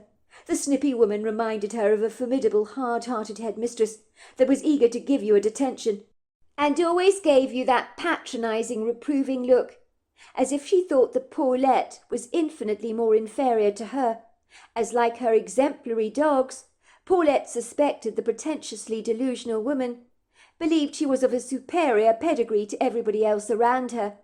Even in town she'd earned quite the reputation as the Snoop. Rumour had it she claimed she could trace her bloodline back to the British royal family, which Paulette thought was unlikely, but Mrs. Garner had ensured that everybody knew that she came from superior stock, just like her dogs did. She certainly behaved like she half expected you to give her a curtsy when you made your acquaintance with her. She was a scrupulous dog breeder that ensured that her 10 female retrievers sired the most upstanding dogs that came from only the best bloodlines, and there was no interbreeding as both parents came from healthy lineages. When Paulette had first been introduced to the aloof, impersonal woman, Mrs. Garner had raised a brow, peered at her, almost as if checking a rather dishevelled plant at the nursery, to ensure it didn't have any dead leaves growing on it, and said rather dismissively to her, "So you're my next-door neighbour, are you? You're from the city? Well, you won't last very long here, I'm afraid. City folk never do. Believe me, I know. We see it around here all the time. It's very predictable. People from the city impulsively buy properties on a whim, you know. They've got more money than sense. It's a joke, really. The next thing you know, they can't leave the country fast enough, because they're so terribly bored by it all. Not entertained enough. Most of them love to shop until they drop. They're very upset because the nearest coffee shop isn't even 5 minutes away. You mark my words, you'll be running back to the city with your tail between your legs. They all do that, I'm afraid. On the surface, they have these grand romantic illusions of life in the countryside. And actually, when they get here, they can never hack it. That's not going to happen to me, Paulette had said stiffly. Seconds later, Alice Garner was sashaying through the trees, moving towards her, wearing a rather disgruntled expression on her face, stopping short when she saw Paulette trying to yank her dog off Mutsy's rear end. "Get off, Otis, for goodness sake! Stop it now!" said Paulette, looking up at Mrs. Garner apologetically. Mrs. Garner frowned. "Are you telling me your silly little mongrel has not had the snip?" she asked Paulette accusingly, as if it hadn't even remotely occurred to her that she was trespassing onto private property, as was her dog Mutsy. It was hardly Paulette's fault that Alice's dog had got onto their property, and if the woman's golden retriever was hell-bent on the next generation of her puppies carrying Otis's DNA, of what fault was that of hers? Was it really such a train smash? There were worse things that could happen. But even professional breeders had to have slip-ups now and again, surely. Although when Paulette looked at Mrs. Garner, she very much doubted this woman ever made any mistakes. "No, he hasn't, I'm afraid. My husband, you know, he doesn't like the thought of Otis having the snip." "Oh, he's one of those men, is he?" said Mrs. Garner, rolling her eyes in the back of her head in exasperation. "So typical, isn't it? Why are some men so freaked out about having their male dogs neutered? Surely you could have talked him around. My dogs have not been spayed because they are breeding dogs. I can't have that nasty little runt of yours impregnating my precious little Mutsy. I'm sorry, but I just can't. It would ruin my illustrious reputation, and a good source of my income, I might add, as well." "What's wrong with Otis?" said Paulette, sounding rather annoyed. "He's a very handsome dog, I'll have you know." "Your dog is a mixed breed. Mine are pure. Whether he's handsome or not means nothing at all. It doesn't change the fact that your dog is a mongrel. There is a huge difference. Besides, Mutsy is due to be mated by a very handsome golden retriever called Sir Lancelot. He's supposed to be here tomorrow morning, and his very expensive seed does not come remotely cheap, let me tell you. It's highly in demand. Now you need to get that dog of yours off my Mutsy. He just won't stop, will he? And I can't have my little girl impregnated by a half-breed like him. I'm sorry, but I just can't." "Otis is not a half-breed," said Paulette indignantly. "He's a beautiful dog, and probably, I would say, a hell of a lot more handsome than Sir Lancelot. And he's got a lovely temperament, I'll have you know." "Oh, please, you don't know what you're talking about. I'm a professional breeder. I do this for a living, so bloodlines are incredibly important to me. I've been breeding golden retrievers all my life, so I know exactly what I'm talking about. Mutsy is in season right now, and your dog is all over her like a bad smell, because he hasn't been done. You should take responsibility for your dog, you know." "There is nothing wrong with my dog, Mrs. Garner. For your information, you're the one at fault here. You're trespassing on my property and it's not the other way round. So you have no right to be mad at me, or Otis for that matter. It's your Mutsy that got onto my property, and so did you. Well, that is hardly my fault, is it? Your dog made a hole in the fence of mine, which Mutsy got through. I was the one that climbed over the fence to come after my dog. You need to get that fence fixed as soon as possible. It's clearly not strong enough. Need I remind you that none of this would have transpired if my dog hadn't been so rudely harassed by your mixed-breed mongrel? People are waiting in line, I will have you know, for the next generation of Mutsy's puppies, and I want to ensure Sir Lancelot is the father. Well, I'm sure he will be. Don't worry, Mrs. Garner. I doubt there's anything to worry about. I've managed to stop them being intimate. Mrs. Garner looked appalled as she stared at Paulette scathingly. She let out a mock sarcastic laugh.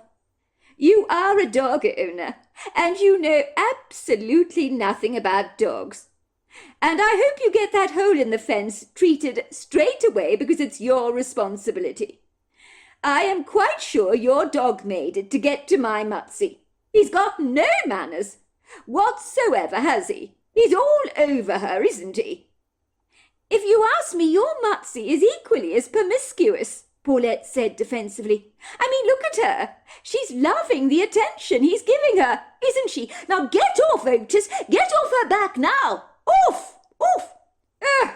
It is just too disgusting to watch this. That dog of yours. Mrs. Garner raised her eyebrow. Come on, Mutsy. Let's get out of here at once. We don't have to listen to this, do we? You're going to have beautiful puppies with Sir Lancelot, aren't you? He's coming to the house tomorrow morning, so don't you dare go fraternising with that smutty immoral thing over there.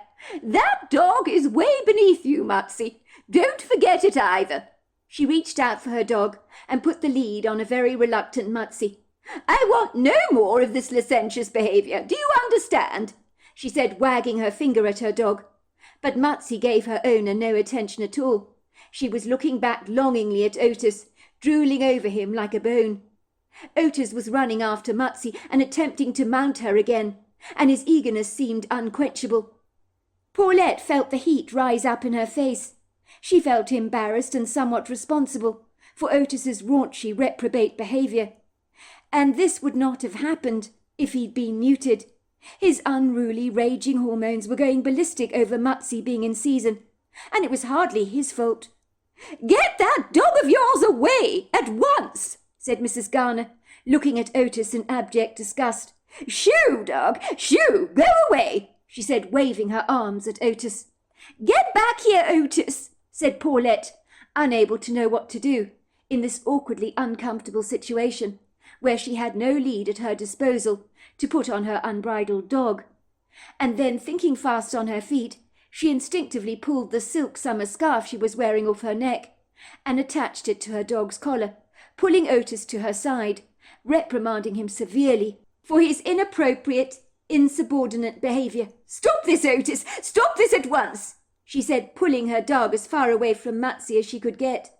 Both dogs were now panting furiously after all the physical exertion and excitement, their eyes still fixed on each other. Otis's tail began to slide between his legs. His dark eyes looked sorrowful as Mrs. Garner began to pull Mutsy away by the lead. Otis began to whimper. You need to get that dog of yours neutered. Look at him. He's practically drooling, she said, stopping for a brief second. I can't have him impregnating any of my Goldens when they come into season. I would advise you to do the right thing and get him done as soon as possible. And as for the fence, you need to get it fixed. It's your responsibility. But it was your dog, Mrs. Garner, that broke through the fence. Well, that's hardly my problem, is it? Said Mrs. Garner. Honestly, you city folk know nothing, do you? Absolutely nothing. Why am I not surprised? You are completely clueless, the whole damn lot of you. Why you come to the countryside, I cannot even comprehend. I knew it was a train wreck your moving next door to me like this.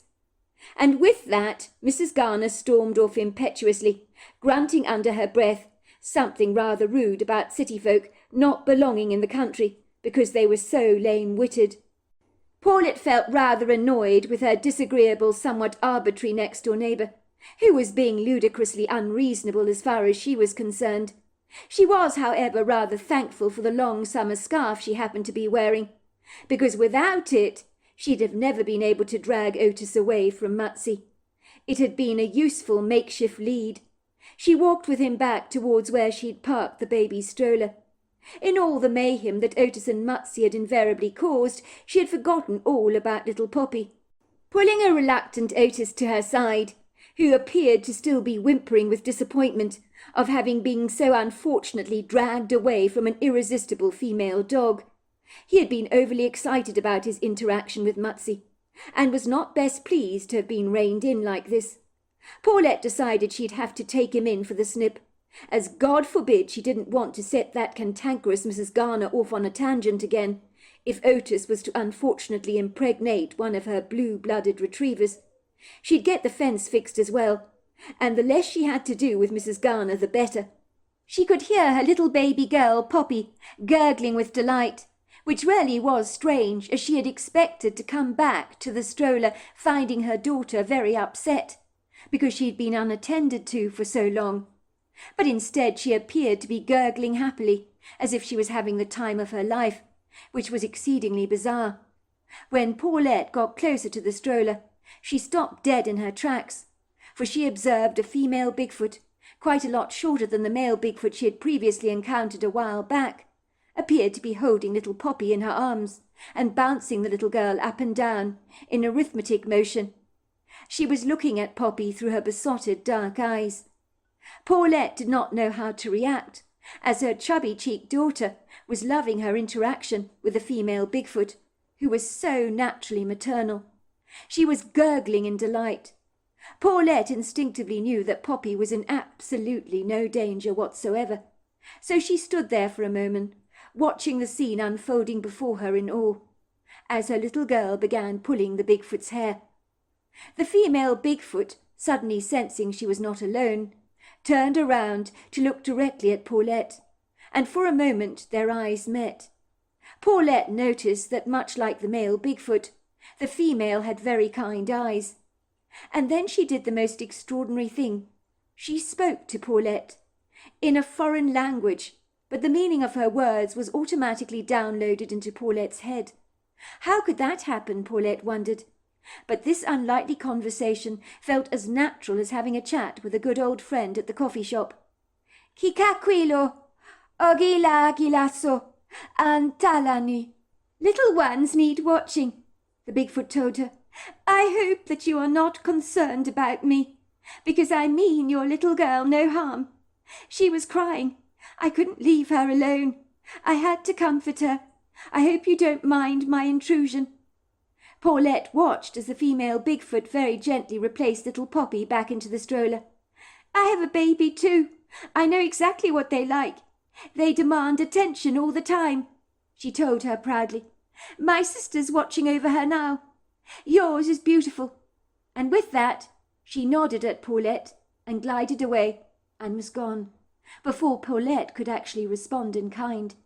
She felt honoured to have met such a gentle, loving creature, who had taken it upon herself to watch over her little baby, while she was dealing with that pugnacious, rather cranky next-door neighbour, who had expressed some rather unkind grievances over Otis. In that short period of time she had abandoned her daughter's stroller under a tree, and she had been drawn away by the powerful distraction that had monopolized her attention, so that, dare she admit it, she had almost forgotten about little Poppy, which made her feel like a bad, irresponsible mother. Paulette had not even heard Poppy cry, but she clearly had not done so, as the Bigfoot had come to her immediate rescue and offered her the comfort she needed. Paulette was sure the female Bigfoot was probably the partner of the kind male she had previously met a while before, and felt decidedly happy that with those two large, ponderous Bigfoots around, how could she not feel safe? Paulette wisely decided not to tell her husband about her idiosyncratic encounter with the female Bigfoot, as once again she didn't fancy going to great lengths in persuading him that such creatures did exist, and that the encounter had rarely occurred. She was most sure he would never believe a word of it, but she did tell him about Mrs. Garner, as the fence needed fixing, and besides she needed to persuade him that Otis had to have the snip. His outrageous, licentious behaviour in the woodgrove with Mutsy was enough to convince her of this fact. As far as Paulette was concerned, her husband could protest the procedure as much as he liked, but she would put her foot down on this one. Mrs. Garner was absolutely right, even though Paulette was loath to admit it.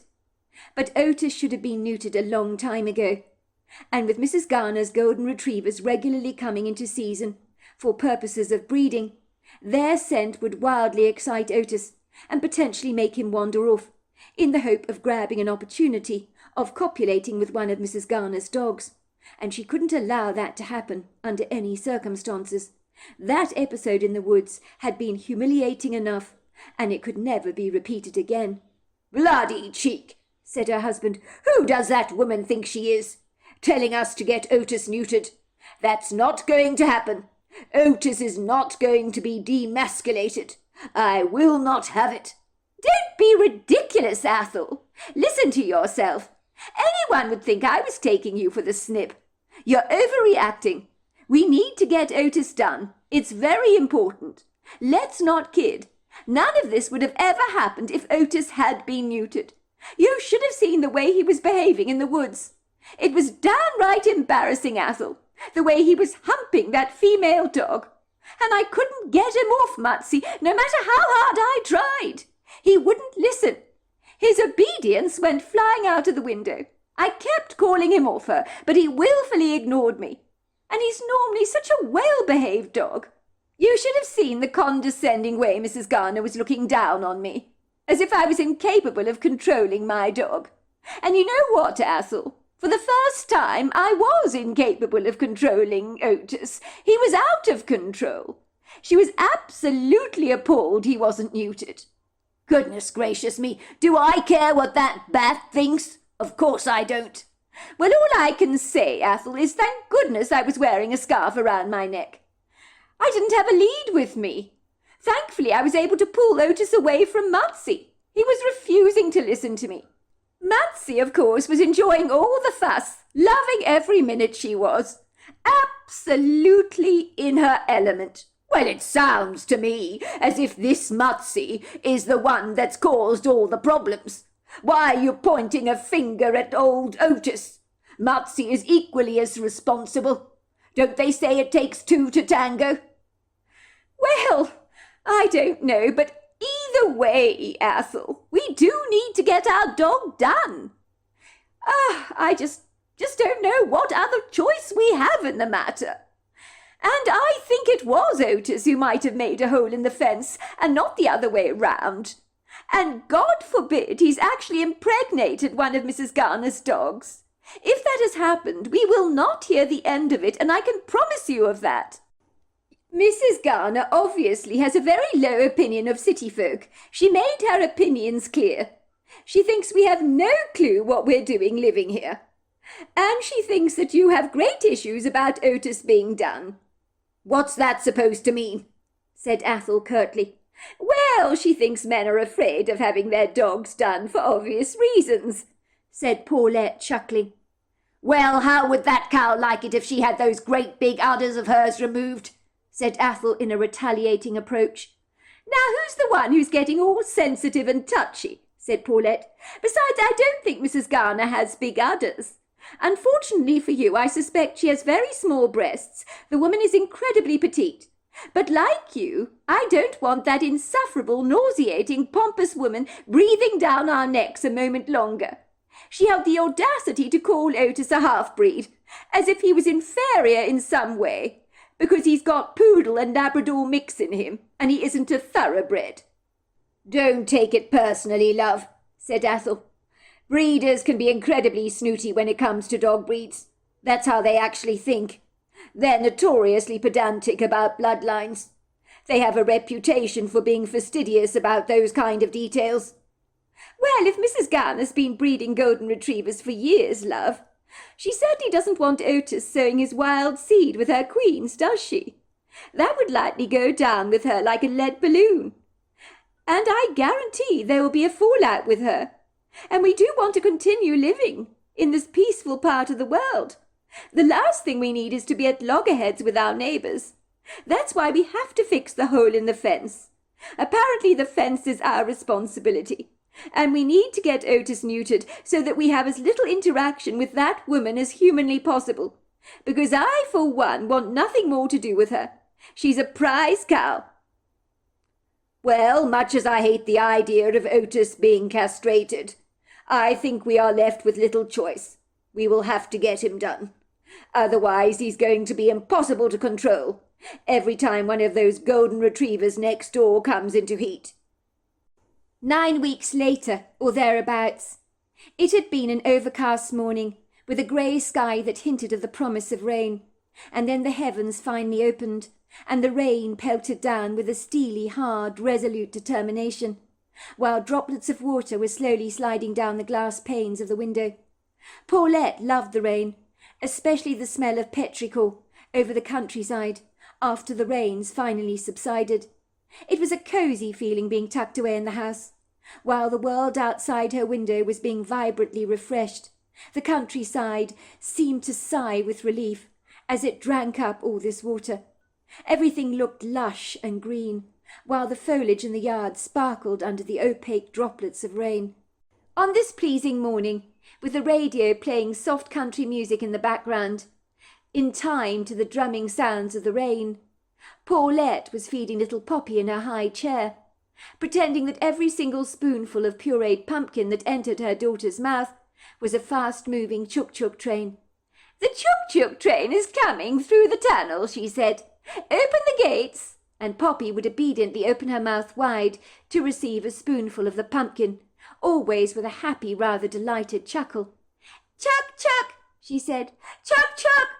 Regretfully, Poppy was a messy eater, and much of the pumpkin was splattered all over her mouth, while Paulette was wiping it away with a paper towel, and little Poppy was gurgling away happily. "You're quite the messy eater, aren't you, Poppy? You're worse than both Chloe and Boyd were at your age. You're showing them up with your messiness, you really are. You're an adorable but very messy eater. Look at the mess all over your bib. How much pumpkin did you actually get to eat?" Her daughter chuckled. "Chuck, chuck! Chuck, chuck!" she cried. Poppy smashed her tiny little hands against the table of her high chair, as if it was all one big exciting game. Otis was lying contentedly stretched across the porcelain tiles of the kitchen floor. He looked up at Paulette and Poppy through dark eyes. He began to woof, his ears cocked forward, and then he bolted out of the kitchen and ran straight to the front door, barking excitedly, his tail thumping rather madly. Paulette knew that Otis must have heard something or someone, but she wasn't expecting a visitor, and this was the one day in the month that Athol was away from home, meeting up with business colleagues in Atlanta. That was when she heard the rubber tires crunching over the pebbles of their driveway, and finally coming to a stop. The rain was coming down in sheets by now, and Paulette sighed. She recognized the truck parked in her driveway. It belonged to Mrs. Alice Garner. What the hell was that annoying woman doing, sitting in the front seat, parked there, while she waited for the rain to abate? All Paulette could think about was what had she done now. The last time she'd seen the formidable woman was in the woodgrove when Otis had been mounting her dog, who appeared to have been seeking her dog out as far as she was concerned. Since then Otis had been neutered, and the fence repaired. She had hoped she'd seen the last of this pompous, arrogant woman, but now here she was on her property again, like a thorny thistle, making its ugly appearance known. She noticed there were 2 well-behaved golden retrievers sitting in the back of her truck, that were staring out at the rain rolling down the truck's windows. "What do you want, woman?" said Paulette under her breath. "Why don't you just go away? Leave me alone, will you?" The unabashful rain continued for another half-hour, but the patient, long-suffering Mrs. Garner remained resolutely parked outside the house, until finally the rain took a reprieve, and Mrs. Garner climbed out of her truck, tossing her short grey hair aside, and charging over to the front door, with a cantankerous look on her face, Paulette had half a mind to ignore the woman, as her loud, brusque knocking was more than a little intimidating. "I know you're there," came Mrs. Garner's voice. "Are you going to answer or not? Because if you don't answer the door, I will stay here all day until you actually do." Very reluctantly, with a vacillating hesitancy, Paulette manoeuvred herself to the front door and opened it gently, but Mrs. Garner pushed past her and marched into her house, and then with her short legs splayed like a contemptuous bull-terrier, she practically growled at Paulette, staring at her through furious brown eyes that suggested that Paulette had done something to cause her great upset, as the incandescent woman looked more than a little peeved. "I hope you're proud of yourself. Congratulations are obviously in order. Last night my Mutsy, can you believe that? Gave birth to 7 puppies. They're black and white. They're definitely Otis's lineage, and they don't belong to Sir Lancelot. Your dog has impregnated my Mutsy with less than illustrious seed, and now I've lost income thanks to you. There were people waiting for Mutsy's next litter. I had puppies on order, and now look what's happened." "I'm very sorry, Mrs. Garner. I don't know what to say." "You don't know what to say? Lost for words, are you? If you had been responsible as a dog owner, you would have got your dog neutered a long time ago, wouldn't you? But no, you didn't do that. Your pathetic husband got all squeamish about the idea of it. It sounds like he needs to be neutered himself. I want compensation for all the income I've lost thanks to your dog, to the value of 7 golden retrievers. I've lost a lot of money, and furthermore I had to pay for the services of Sir Lancelot, and that did not come cheap. I'm now in a very embarrassing, tumultuous situation now. I'm raising mixed-breed puppies that need to be vaccinated and homed, and this is all because of that damn dog of yours interfering with my Mutsy. I knew that this was going to happen. I had a dreadful feeling about the whole wretched business, especially after I saw that hole in your fence. I know your dog got through it. He must have got a hold of Mutsy some while ago. Couldn't stop pursuing her, could he?" Paulette chose not to argue. She didn't want to live at loggerheads with her neighbour, so if it was money that Mrs. Garner wanted, it would be money that she would give her. And to Mrs. Garner's surprise, she promptly handed over her a cheque to the value of 7 golden retrievers. "I'm very sorry about Otis impregnating your dogs, Mrs. Garner. I hope this helps. I hope you've come to your senses and had that damn dog of yours neutered. I can't have this happen again. It could literally ruin my business." "It won't happen again, Mrs. Garner. I can assure you of that. Otis has been neutered. What are you going to do with the puppies, if you don't mind my asking?" "Give them away, of course, as soon as they're old enough. I don't want anybody knowing about this, do you understand? This could ruin my reputation as a golden retriever breeder." "Of course I won't say a thing, Mrs. Garner. Your secret is safe with me. But if any of those puppies are going spare, I wouldn't mind a girl. Otis could do with a friend, you know." "You're welcome to one. I'm grateful you've seen sense to compensate me. But honestly, I'm grievously upset about this. I've had to let people down over this. I've had to make up some cock and bull story to appease them, and have put them on a waiting list for another puppy in the future. People are very upset about this. As I was saying, Mrs. Garner, I'm awfully sorry. I'm sure Otis is too." "Oh, please, don't give me that," said Mrs. Garner, raising a brow and giving Paulette a scathing look. "That dog is not remotely sorry about a damn thing. He thoroughly enjoyed every minute of getting his filthy paws over my precious little Mutsy. My Mutsy has never been with any dogs before that weren't thoroughbreds, until your dog came along. Anyway, I better get going. You are at least a reasonable woman, I will give you that." And with that, Mrs. Garner promptly returned to her old truck and drove off with her golden retrievers in the back. And Paulette hoped that she'd never see the annoying woman again.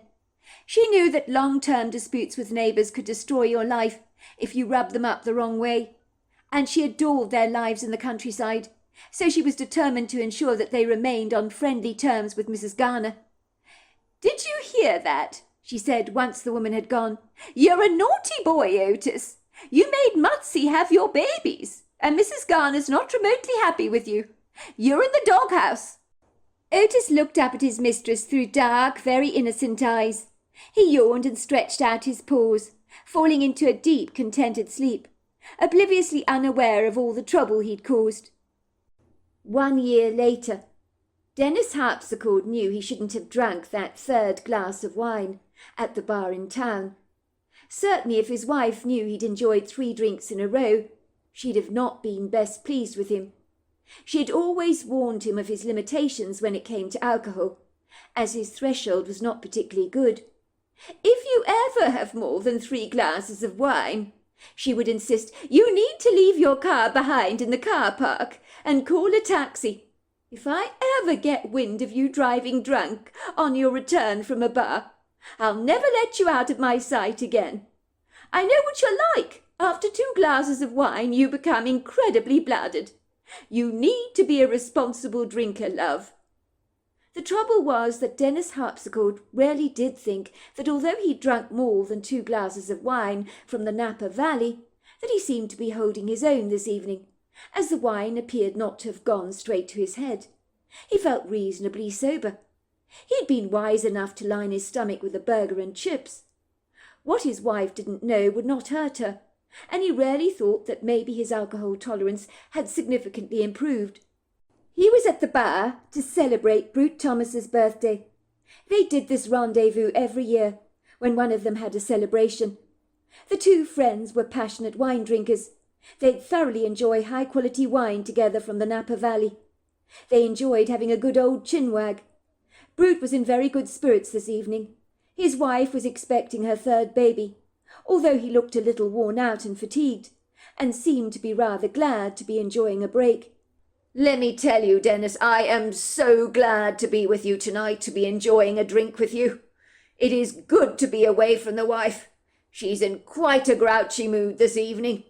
This pregnancy has been a living hell for me, unlike the other 2 that were pretty easy going by contrast." "What do you mean, bro? My wife was practically angelic in her last 2 pregnancies. Of course, I didn't know it at the time. She did give me the runaround with her unquenchable desire for ice cream in both pregnancies. In fact, she ate so much ice cream, I thought she'd give birth to an ice cream baby," he joked. "But this pregnancy, she's been grouchy, complaining about this, complaining about that. Usually what she complains about revolves around me. For some reason she keeps getting very upset with me for leaving the toilet seat up and forgetting to put my socks in the laundry basket. Little things that I do seem to be getting on her nerves. I can't bear to be in the same house with her at the moment. She's constantly having a dig at me. This time she's had cravings for pickles, which matches her very sour, bitter mood. Ice cream actually made her sweet. The pickles have turned her into a sourpuss, let me tell you." "Well, I suppose every pregnancy is different," said Dennis reflectively. "I imagine carrying a baby around for 9 months is likely to make the best of us cranky." "You're probably right, bro. Thank God I'm not a woman," said Brute. "But I'm telling you there are no more babies after this. I can't go through this again. If the wife wants another baby, I'll go off and get a vasectomy, without her knowledge, and I mean it. I can't do this again." When Brute persuaded Dennis to have 1 more glass of wine, Dennis was rather reluctant. He put his hand over his glass, reminding himself of what his wife would have said if she knew he was about to embark on his 3rd glass of wine. "No more, Brute. I do have to drive home," he said. "Oh, go on, Dennis. Don't be a spoil sport.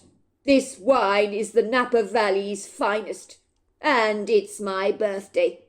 If you feel a little too inebriated to drive, I'll pay for your taxi myself." The wine had been so delicious. It had been impossible to refuse Brute. And after the hearty meal, Dennis rarely thought that he was up for driving.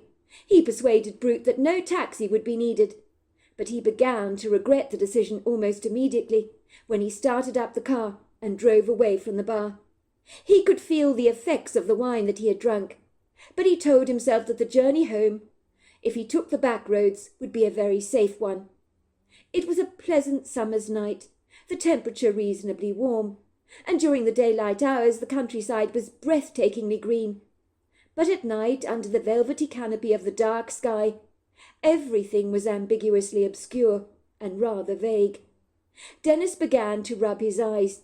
His vision became rather blurry, and then as he manoeuvred himself down the road, a flash of white bounded before him, and then he felt a thump on his wheel.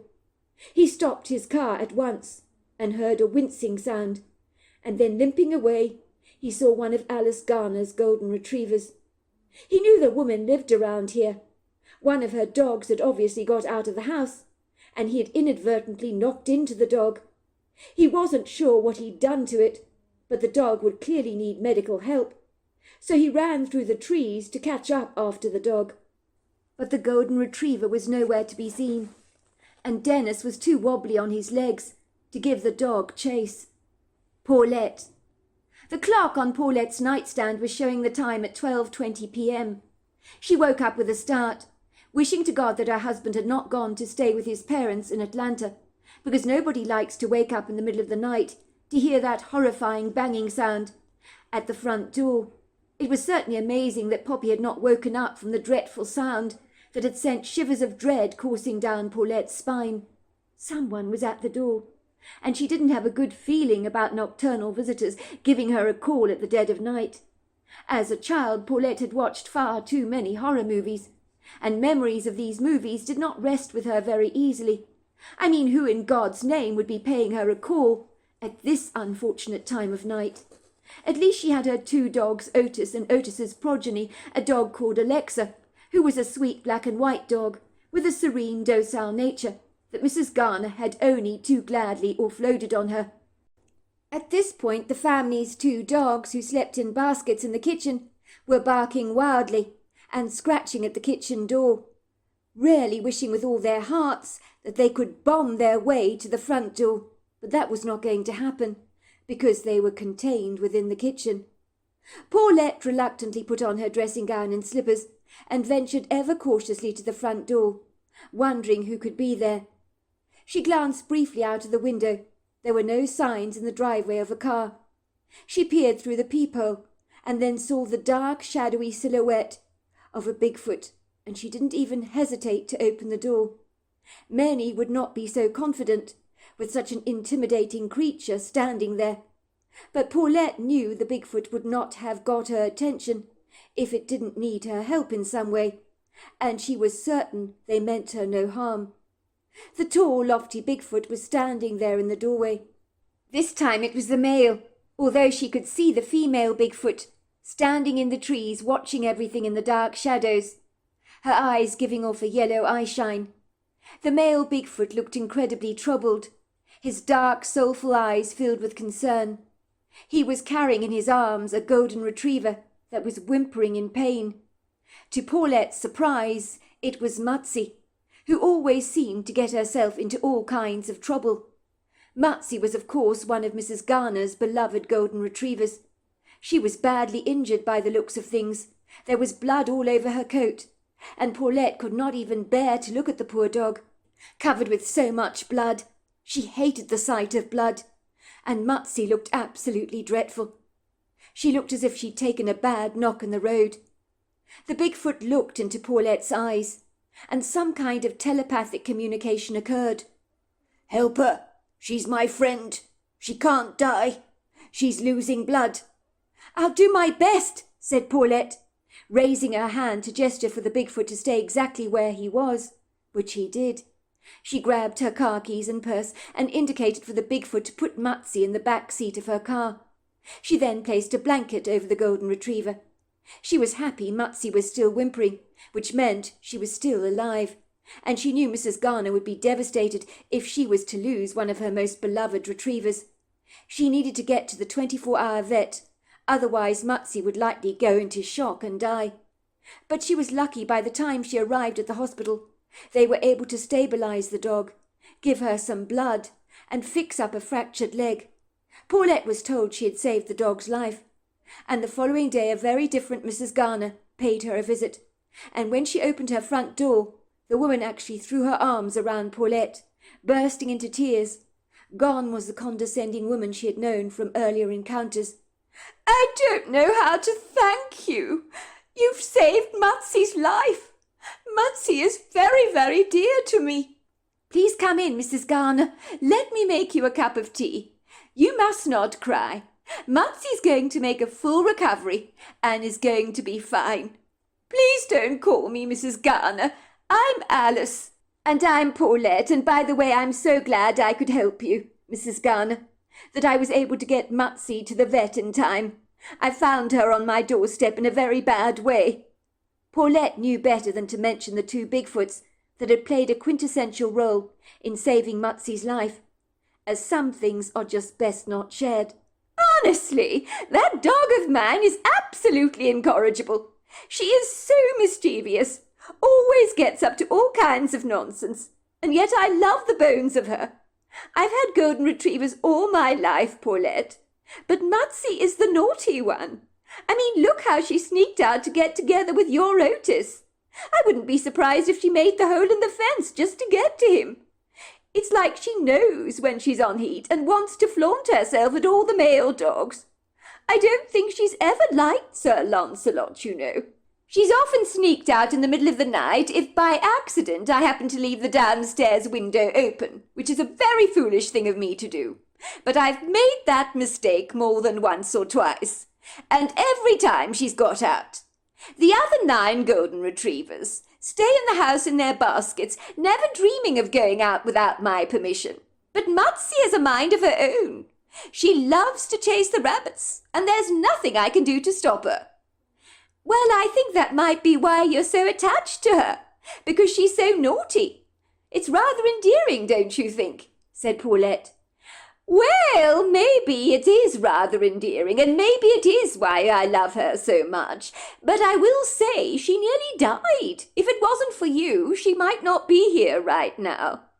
I received a phone call, you know, from Dennis Harpsichord. He's a very good man, you know. He was driving down the road past our property, after meeting up with an old friend of his at the bar for a drink or two. He couldn't stop in time when something ran across his path. It was Mutsy, of course. He'd heard a thump. He knew he'd hit something, even though he claimed he wasn't driving fast, but he did admit he was rather inebriated. He felt he should not have been driving. Do you know, I really appreciate the honesty of the man. He called me immediately to tell me what had happened, because he knew he'd hit a golden retriever. He didn't know who he had hit, but he knew he'd hit one, and I knew at once it had to be Mutsy. Anyway, he tried to run after the golden retriever, but he just disappeared. Well, Mutsy disappeared into the trees, and he had no way of finding her. So, what can I say? I am so very grateful to you, Paulette, for saving Mutsy's life. I would very much like us to be friends, Paulette. I'm very ashamed for the way I treated you in the past. I've been very unfair and judgmental towards you. You're not like other city folk, I can see that now." Paulette and her husband, along with their 3 children, are still in great shape these days, and Paulette now has 3 dogs running around her property, as Mrs. Garner insisted on giving her one of Mutsy's purebred golden retrievers as a way of saying thank you, which they called Daisy after her late daughter. She has not seen the Bigfoots again, but she knows they're out there watching over her family. So there you are. That's my story. Wow, what an incredible story. And what a fascinating encounter. Oh, my word. What a beautiful story. Well, hello there. I hope you enjoyed the Omnibus edition. We've got many more coming our way for you to listen to. Sending you love wherever you are in the world, in North America, Canada, Kenya, wherever you may be. I send you lots and lots of love. Thank you for listening to my Omnibus, and I really do hope you enjoyed it, because that's the whole idea about it, is to give you some interesting stories to listen to. So until next time, goodbye and good night.